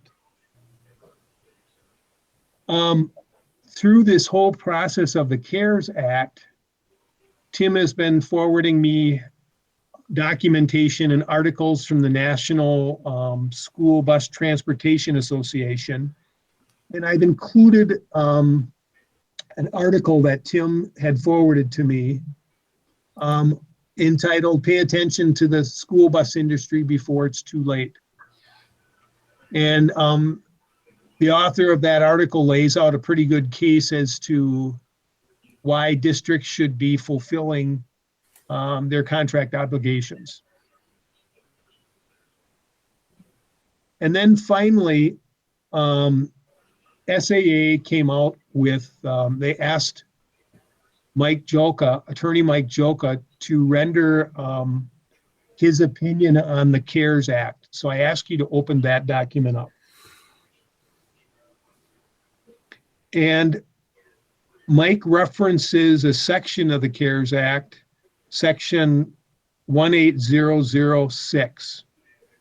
And, right within the CARES Act, it says that, districts shall, to the greatest extent practicable, continue to pay its employees and contractors during this period of any disruption as it relates to coronavirus. So that's kind of the framework that I'd like to frame this discussion in tonight. I think there's no question. Tim received payment back on April 3rd for the 10-day period from closure. So he received I think it was the March 16th regular day transportation bill. And then he received 9 additional days based on the snow day rate. So Tim's standard, the Mallet's next payment would have been this past Friday because it's biweekly. And so he has not received payment. I'm waiting for the outcome of this meeting to decide where to go with that payment. So if I might add, my thought on this is in Tim's letter, he lays out the case where he has recommended that his employees up until Monday were to file for unemployment. And he's looking at it as, if there's the potential for them to get additional monies through unemployment, through the the stimulus package for his employees, that's probably a good thing to do. I think talking with Mike Winter and reading Jolka's opinion, I don't think it's prudent for the district for the potential for double dipping, where taxpayers might be paying Mallet Bus Company for driver transportation, wages, and yet the drivers themselves file for unemployment and receive compensation through the stimulus package and regular unemployment. So that would be a cost that I wouldn't feel comfortable paying at this point. The other cost that I wouldn't feel comfortable paying would be fuel. Now, unfortunately for Mallet's, they made a fuel purchase days prior to school closure. They needed fuel and they bought it. So Tim the company is sitting on what I understand are full fuel reserves. Yet that's somewhat of an operational savings account. I mean, there's certainly a lot of equity in that fuel and it will get used at some point.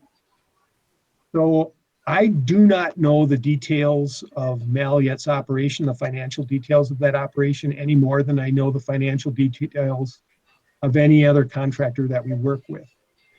But if we look at driver labor and fuel as variable costs that they have the potential to defer, I think it would be prudent for us to pay the balance of the fixed costs. We need Mallet Bus Company when DPI says we're going to open. And I think they deserve, given their long history with the district, they deserve to know what our commitment to them is. What I worry a little bit is deferring payment for Tim. We're at the end of our 5-year contract. And we've begun negotiations with them, but they've kind of stalled out. And there's a lot of unknowns. And certainly right now for Mallet's, there's an awful lot of unknowns. And I think if we push too hard now, we're going to end up paying for it later because we're going to have to come to an agreement with them for transportation for next school year. They've been a long-term partner and we need them. I think we need to be fair. Determining what that fairness is something that the board will have to do. But I look at fuel and not knowing all about miles per gallon and fuel costs. I'm estimating that number to be somewhere between 10 and 15% of the contract Tim's cost. I also think the bus driver wages are something in the neighborhood of 20 to 25% of his operational cost. And that's really just on the back of a napkin calculations. I've looked at it and that's the best I can come up with. So I think those variable costs are somewhere in the neighborhood of 30 to as high as 35% of Tim's revenues. And I think the other overhead, his fixed costs are just that. So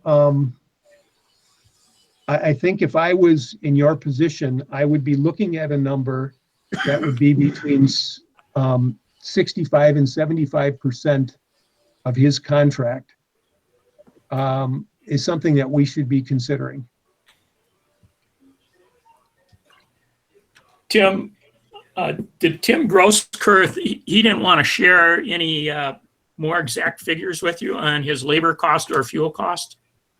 The labor costs are in his contract. So Andy, what I did to come up with that number is I took the number of bus routes, the number of drivers, we obviously a driver for every route. And then I know just anecdotally talking with Tim, how many hours they get paid for the route. So that was pretty straight where I looked at that time and said, okay, we've got 25 regular ed bus routes and 4 special ed bus routes and some intermodal, and the contracted rate is this. He is likely paying more than what the contracted rate is, I would think. But, and that number came up to 22% of what we pay him. And then when I did that same calculation for the miles driven and plugged in an estimated miles per gallon, that number came to about 12.5%. But again, I don't have actual figures. I've asked him if he's went ahead and applied for the payroll protection under the CARES Act, and Tim is investigating that. He is working on an application. He is uncertain whether he may be a little bit late. He's uncertain what the benefit might be for him. So he hasn't completed the application. His financial institution that he deals with was no longer accepting applications after the first day or so. Correct. And I know I looked into that a little bit, and unless the federal government puts some more money into that program, if you're applying now, it's too late. Yep. But they may put more money in it. So the bottom line there is you kind of came up with a number of 35%. Yeah, I think Andy, that's an educated guess at best. And then it's not related, but when we talk about the next 5-year contract that we would do, are we going to bid that out to other? I know when we had maybe 3 or 4 bus companies bid on that. Andy, I don't know if that was my intention. And again, there's a 70-year relation or 75-year relationship with them. You went through 5 years of just this first 5 years now with having one contractor. We can go down that road. I know that Mallette's had to purchase additional capital to get all the routes. And then, I don't know where that is in terms of necessarily, where that loan for that equipment is at this point. And that isn't something I need to know. But I think, if we're going to do that, I think Tim would need more notice than, because my intention was to work with him to negotiate another 5-year term. If the board would like me to go out, I don't think now is the time to go out because I think there's enough, there's a driver shortage. I don't think bus companies are aggressively going after new business like they might have been even 3 years ago.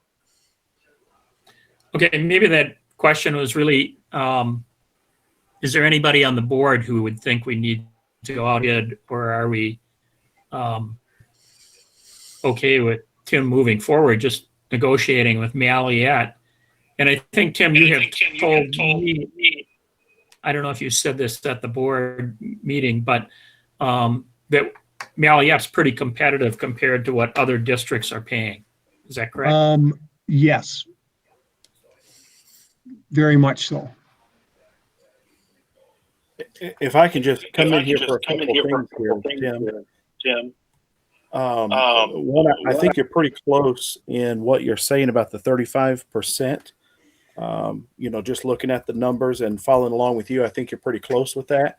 So that would be a good figure to work with being able to help Tim and Malleyette Company.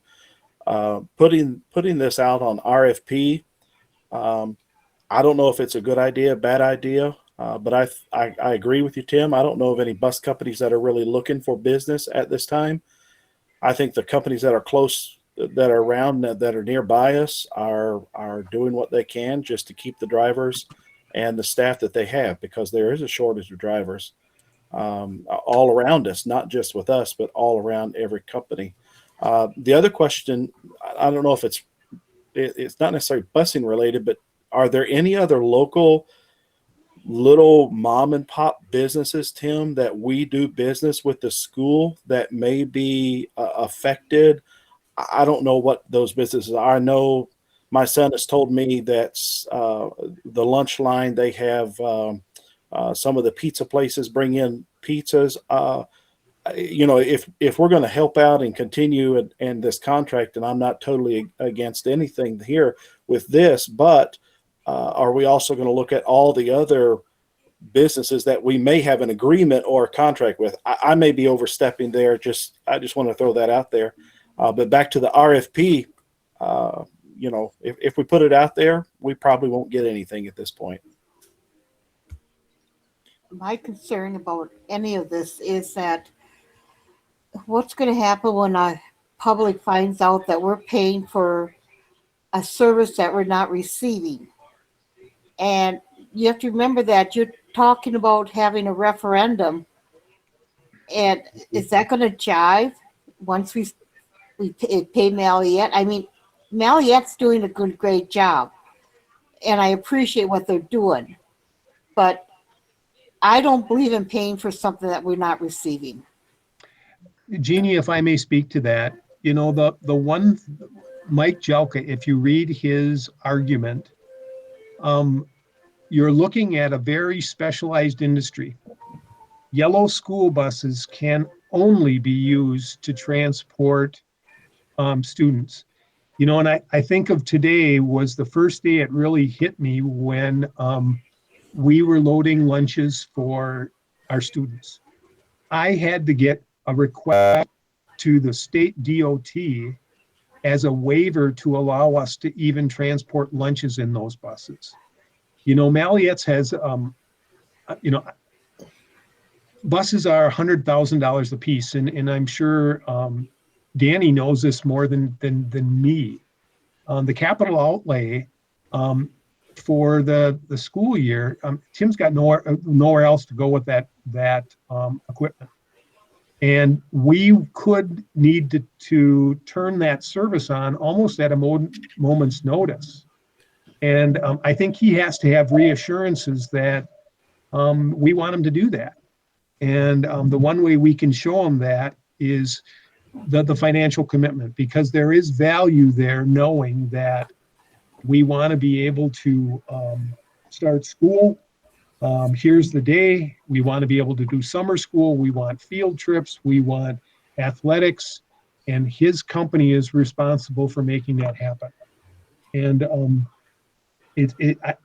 I don't think it's like a transport business where we can take a generic 53-foot van.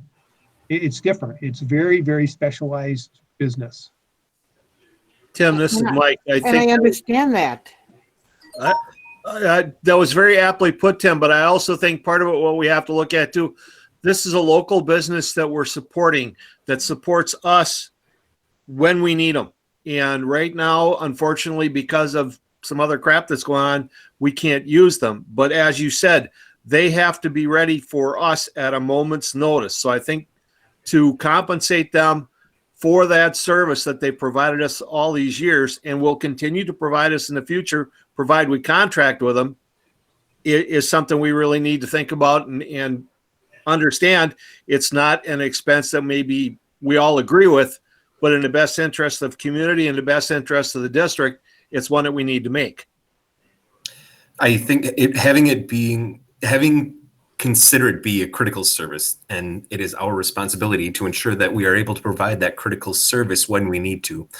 But with that being said, I think the thing that we should really consider is the judgment that Tim provided in the Boardman Clark note, where it was the judgment that shall, to the greatest extent practicable, continue to pay its employees and contractors during the period of any disruptions or closures related to coronavirus.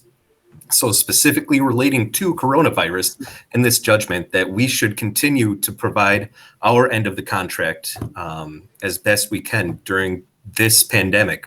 So I think that the onus falls to us that we should accept that responsibility.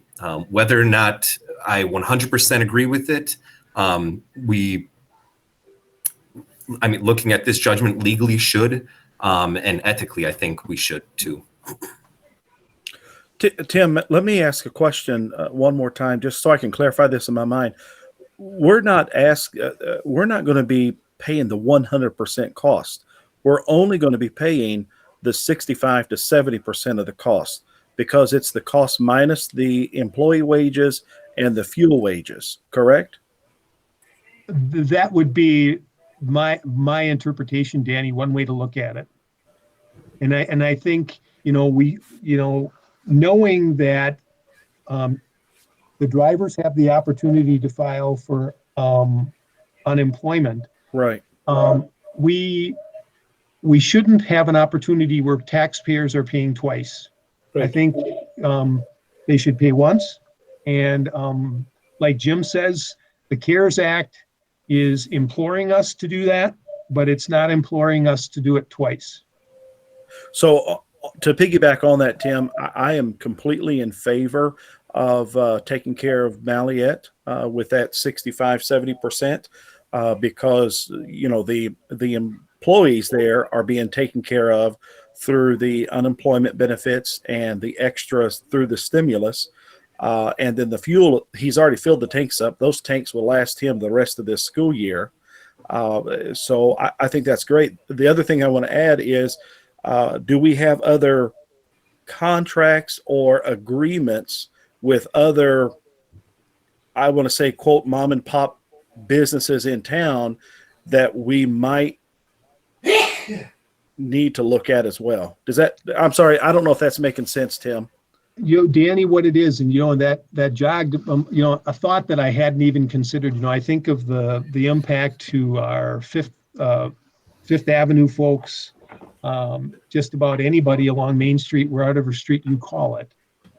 They're all struggling, and we had everything from Buck's Pizza to Little Caesars to Pizza Hut delivering pizzas, and I don't know how many a day, but you guys see the bills where it's thousands of dollars a month.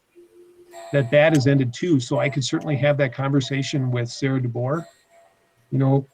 Cold pizza, maybe not the most flavorful snack or lunch, but I mean, we've all eaten it, right? So we should at least investigate that. That's a good thought. And Tim, thank you for all your extra hard work that you're doing and checking, making sure that we're touching base with all of our could-be agreements that we have around town, because like you said, up and down Fifth Avenue, north side of town, they're all struggling. And, I just want to be fair across the board to everybody. But I'm in complete favor of that 65, 70%. I don't know if we need to throw that into that motion now. I know we didn't say a motion in the beginning, but that would be, I'd be in favor of that, and I'd back that up all day.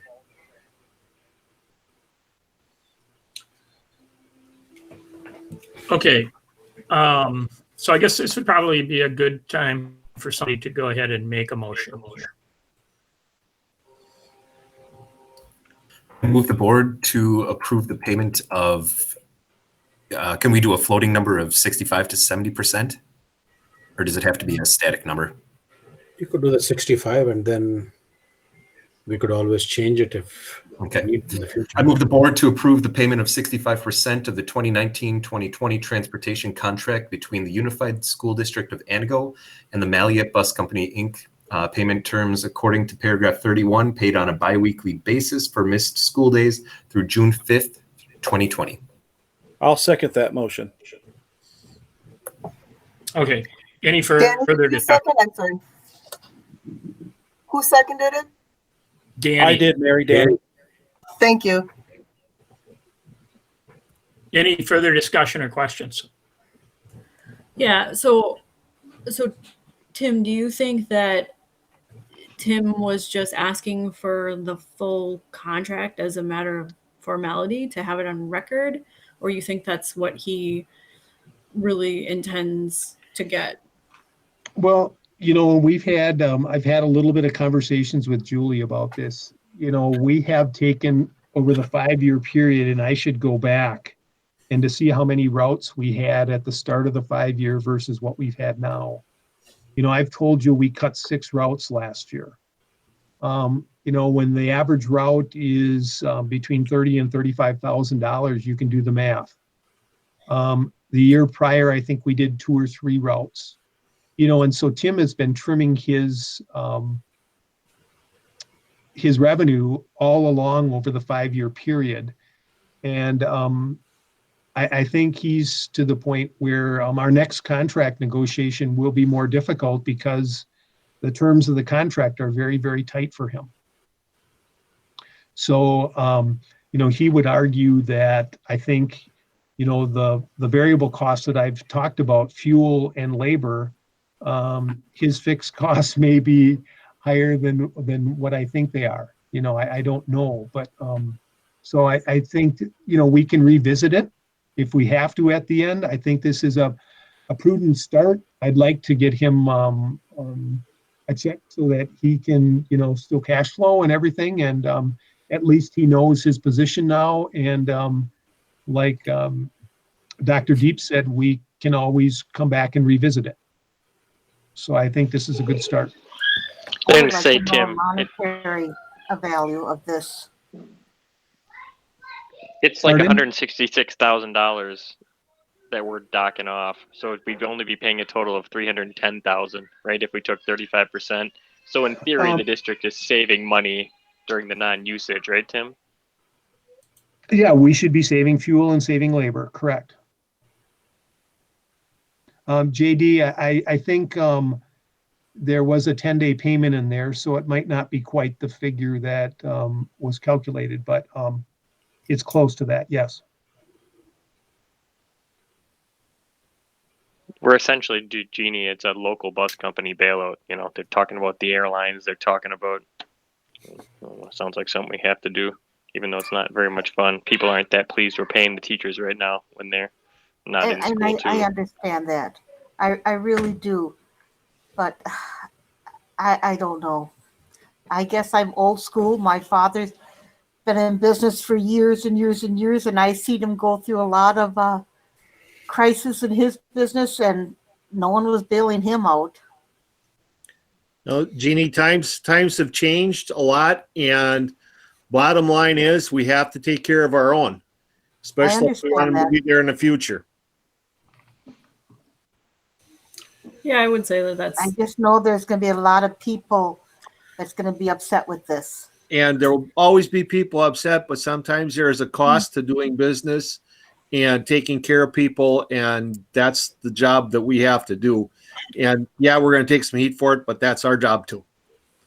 Jeannie, Okay, I think that bus drivers would do a lot to spread the good word that the district was kind enough to keep the school bus company going during a hard time. They have a lot of influence on what goes on. And I understand that, but none of this money is going to the bus drivers. It's putting hay in Maliet's barn, is how he quoted it. Well, it still goes towards the bus drivers. I mean, whether they work it out to pay the bus drivers in addition or have a plan for the bus drivers, they're going to know. Yeah, Trinidad, now if we don't take care of Valiant now, we'll pay the difference when we got to get a bus company from somewhere else to come in here to do buses. Exactly. Yeah. Yep. Okay. Any further comments, questions? Then Mary Kay, we'll do a roll call vote on this. Okay. Balzer? Yes. Balzer? Boldig? Yes. Deep? Yes. Long? No. Mead? Yes. Neufeld? Yes. Hyatt? Yes. Schrader? Yes. And Mary? Yes. Okay. Then we'll move on to item C, Neola policy update, social media, especially first reading. And I think we just look for a motion on this.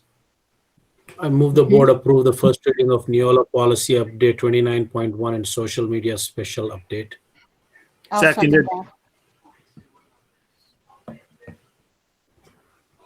that. Mary Kay, did you get who seconded that? I got Jeannie as a second. Okay. Any discussion on this?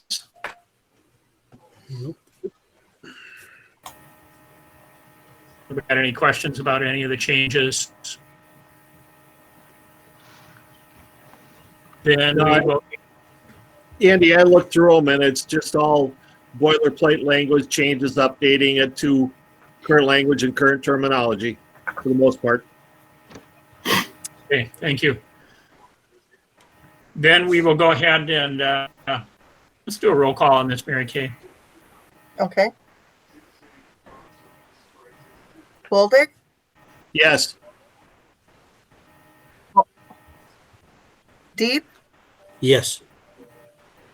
Long? Yes. Mead? Yes. Neufeld? Yes. Hyatt? Yes. Schrader? Yes. Balzer? Yes. And Mary? Yes. We'll go on to item D, technology purchases. I move the board approve the bid of $31,095 from Camera Corner / Connecting Point for upgrading the staff laptops, elementary 2:1, MS 2:1, class of 2024 Chromebooks. I move the board approve the bid of $66,675.20 from CDW for district Chromebooks, elementary 2:1 iPads. I move the board approve the bid of $12,956 from Apple for the elementary iPads. Total technology purchase of $110,726.20. I will second all three of those motions.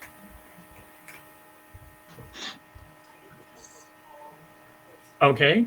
I guess we're doing all three of them at once. Any questions or comments on any of them?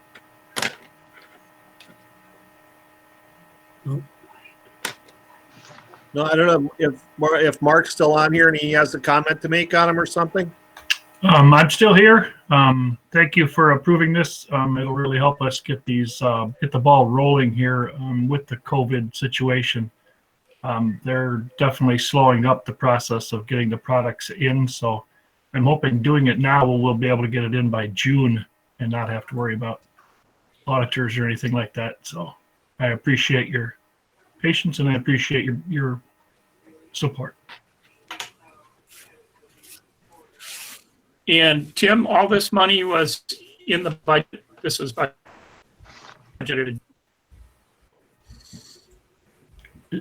it is in my budget to pay for it. It's in there every year. It's not a special account. Okay, thank you. Then if there's no more questions, we'll do a roll call vote. Okay, Deep, Yes. Long, Yes. Mead, Yes. Newfeld, Yes. Hyatt, Yes. Schrader, Yes. Falzer, Yes. Boldig, Yes to all three motions. Mary. Yes. Thank you. Okay, so that's all three of those motions passed. We'll go on to middle school lockers. I move the board approve the low quote from Republic Storage Systems of $50,230 for middle school lockers. Second. Where are these lockers going? I'm not gonna tell you. So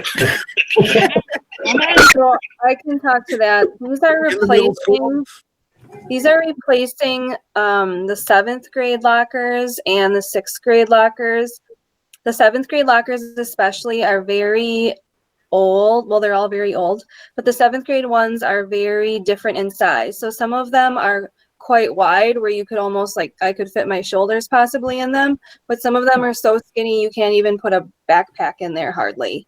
So they're really unevenly sized and they've not been updated. When we removed some of those lockers from the cubbies, for the cubbies that we got for the 4 and 5, we found pictures and notes from the 60s. They're very old. And Some of us are that old, but so be careful. But you're in So better shape than metal lockers. What are the plans for those lockers that you're replacing? Where do those go? The lockers that we remove? Yeah. We put them on our surplus auction site. Okay. You're not gonna ship them to somewhere in Africa? Sorry, you broke up on that. You're not shipping them somewhere to some poor country somewhere? No, typically they only want the desks, tables, chairs that we can ship overseas. If there was a need, we would definitely look into that, but we've been able to actually move them pretty good on the surplus sites. Sounds good. Thank you. If they're very narrow, they'll probably screwdriver storage.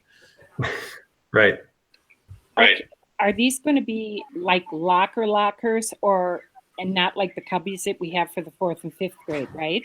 They're going to be regular lockers with doors. Okay.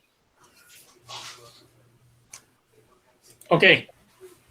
If there's no more questions or comments, we will do a roll call vote. Okay, Long, Yes.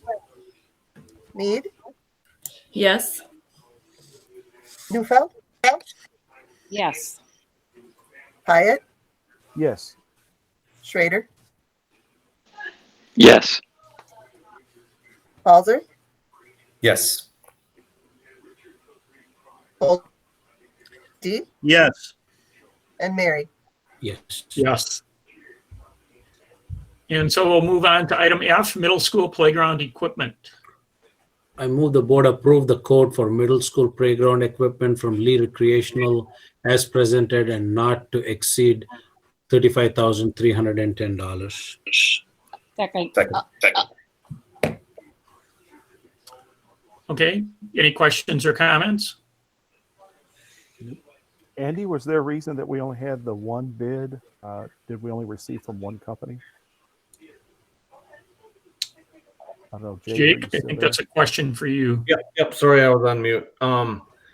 Yeah. So when we look at playground equipment, for the most part, there are, if you want a swing set, there's some similarities there. But when you get into the more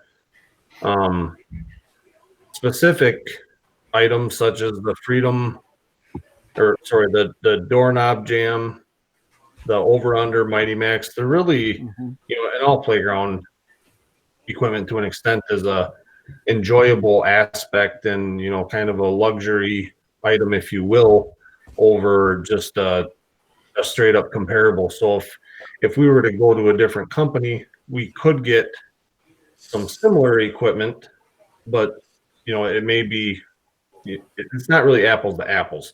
So most of this equipment, I really feel is just, you know, it's a one of a kind type thing that this company has came and talked with some of our principals or the champs group, you know, and this is a company that we've worked with in the past that I feel very comfortable with. We bought the last swing set that we purchased last summer from them, and they've done a wonderful job, and it's a preferred vendor through our insurance carrier as well, which is a big piece of playground equipment to make sure that it's installed or manufactured and installed properly. Not saying that there's not other providers out there, but this is one of a few that they do like. So at that point, I guess I really felt that it being more of a luxury item and, you know, a personal preference type options, that I didn't feel like a competitive bid would really be a true apples to apples comparison. Jake, you should have been at the convention down in Milwaukee in January. They had a really interesting merry-go-round set up there. I tried to get Jessica and Jeannie to get on it, but they wouldn't. Well, if you ever do, Ask me at night.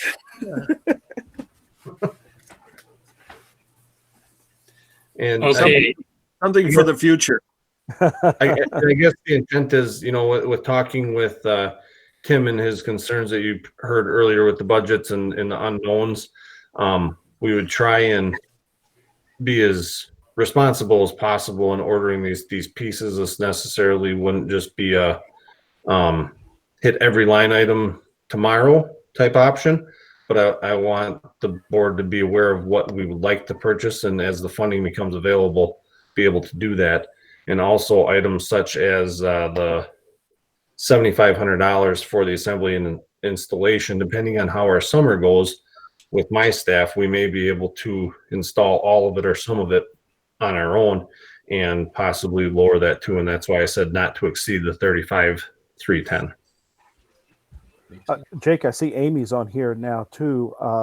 Amy, these items that are picked out here, is that going to be they'll be really nice for those students in that age group? So the items that we picked, we've had some parent feedback this year because we just weren't able to get around to purchasing a lot of playground equipment for this school year. And our playground is much improved, but it's still a little sad by all aspects if you compare to other elementary schools, what they might have.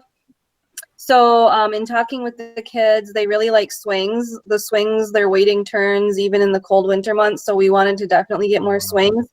And the elements that we looked at purchasing are kind of like Ninja Warrior type of elements. So that if you watch that show, they're more like obstacles and kind of climbing and jumping and over under type things that you could make little obstacle courses with and a little more free thinking. So it's not like slides and monkey bars, and it's more of more interactive and where several kids could be playing at once, where it wouldn't just be one student able to use it. Sounds like fun. I can't wait to see them up. Not that I'm going to get on them because I'm not built for that. You're a merry-go-round kind of guy, Danny. You betcha. You get on it, I will too, Mike. Deal. Push it. Okay, any other questions or comments on this item? And then we'll go ahead with a roll call vote. Okay. Mead, Yes. Neufeld, Yes. Pyatt, Yes. Schrader, Yes. Balzer, Yes. Boldig, Yes. Deep, Yes. Long, Yes. and Mary. Yes. And we'll go on to item G, resignations. I move the board approve the resignation of Catherine Hoyt, food service, effective March 19, 2020. I'll second. Any questions or comments? All those in favor? Aye. Aye. Any opposed? Okay, we'll go on to new hires. I move the board approve the limited term contract for Lena Hickman, middle school math teacher, effective March 16, 2020. I'll second that one. Okay, any questions or comments on this? She was hired for that resignation that we had. Amy, is that going to be something, is she going to be hired next year also? Right now, this opening is for year. We're kind of in a unique situation right now, though, because she wasn't in the classroom for very long. We were going to talk that through, and so we need to have conversations about what that will look like. Lena's been a very supportive, readily available sub for our district for a lot of years, and math is really her area of expertise.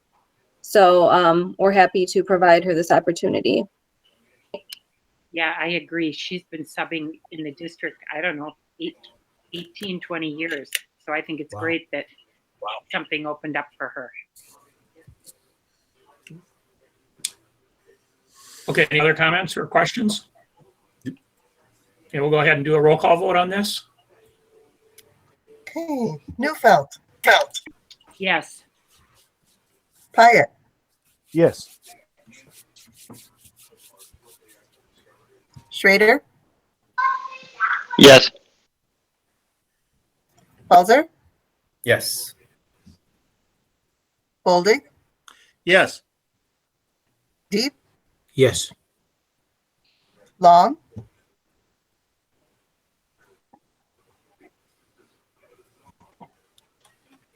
Long. Yes. Hello? Mead. I said yes. Hi, Jeannie. Thank you. Mead. Yes. And Mary. Yes. And that will take us up to donations. I move the board approve the following donations. Serenity for providing free internet access via public Wi-Fi at locations throughout the district. The Antigo Public Library for providing books for students to keep.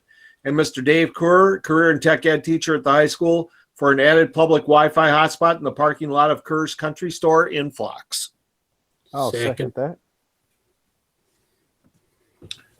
Okay, and a thank you to all these people for doing these things for our community and our district. Any other questions or comments on this? No. All those in favor? Aye. Aye. Any opposed? Okay, that motion passes. And then we'll just confirm the next meeting as May 12th, 6 p.m., hopefully in the Antigo Middle School IMC. Yes, let's hope so. Okay, you guys don't hang up yet. What are we doing for, what number are we supposed to dial for this closed session? How do we That's get in into the other the- invite.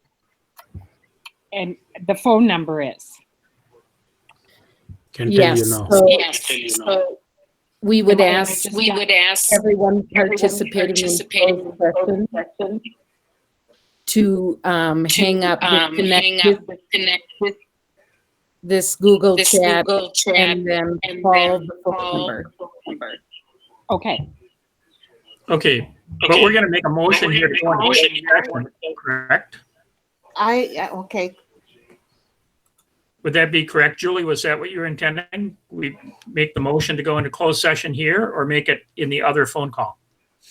You can make it here because that typically happens before you go into the meeting. Okay. In that case, Andy, I'll move that we have a consideration of a motion to adjourn into closed session pursuant to section 19.85, subsection F, deliberating or negotiating the purchasing of public properties, the investing of public funds, or conducting other specified public business, whatever competitive or bargaining reasons require a closed session. Second. Yeah, we'll do a roll call on that, Mary Kay. Okay.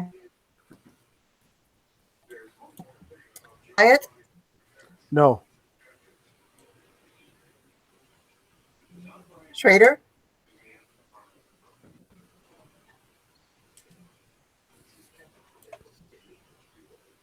Schrader,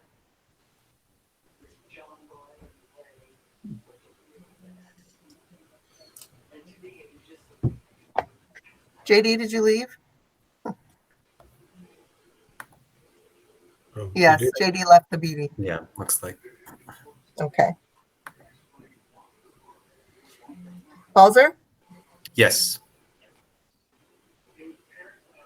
Boldig, Yes. Deep, Yes. Long, No. Mead, No. Neufeld, Right, I'm really confused. Are we voting? Are we going to go into closed session, right? Yes, Correct. It's to correct. It's to go into closed. Yeah, yeah. Okay, yes. And Mary, Yes. And so what was the tally on that vote there, Mary Kay? 5-3. 5-3. it's 5-3, and we have an no vote from JD. Okay. Okay. So we will reconvene here. Can I just ask a quick question? Yes. Yes. Why wouldn't we be going into closed session? This is the first time this We is. can discuss it in closed session. What? Mary, we'll my talk about it experience on the board, I was always taught you never go into closed session over the phone. Oh, all right. And so I hate to be a pickle colleague tonight, but No, I you're not. can't go with that. I can't see I'm if you're getting a being lot of feedback, but I can address that. So you're right. Traditionally, it's not a good idea to go into closed session virtually.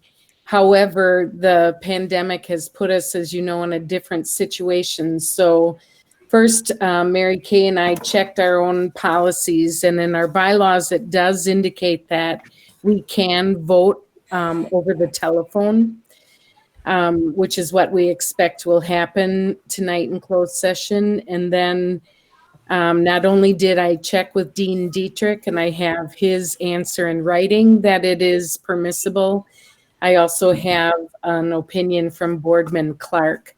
I know, Danny, you had shared from WASB too, and everyone is exercising caution, and I think that's really smart. So what we'll do in closed session is when Andy takes, or Mary Kay takes roll call, we'll ask you to, each of you who attends, to indicate that you are in a secure area on your telephone where no one else can hear you.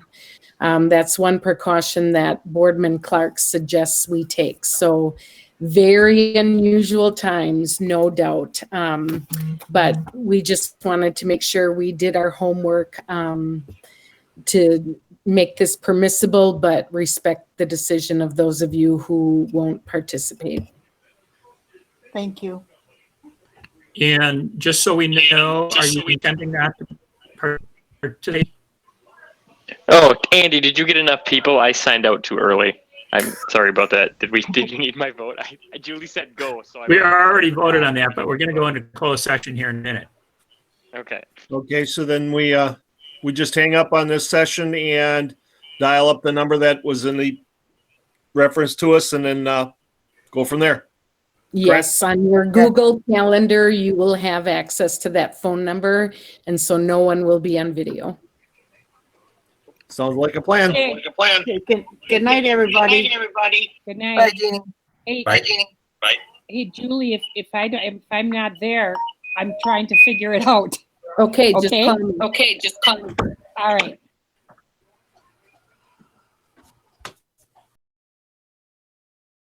Okay, then as a result of closed action, the board moved to extend the date for which the town of Price could accept our offer from the last COW meeting to March 28th.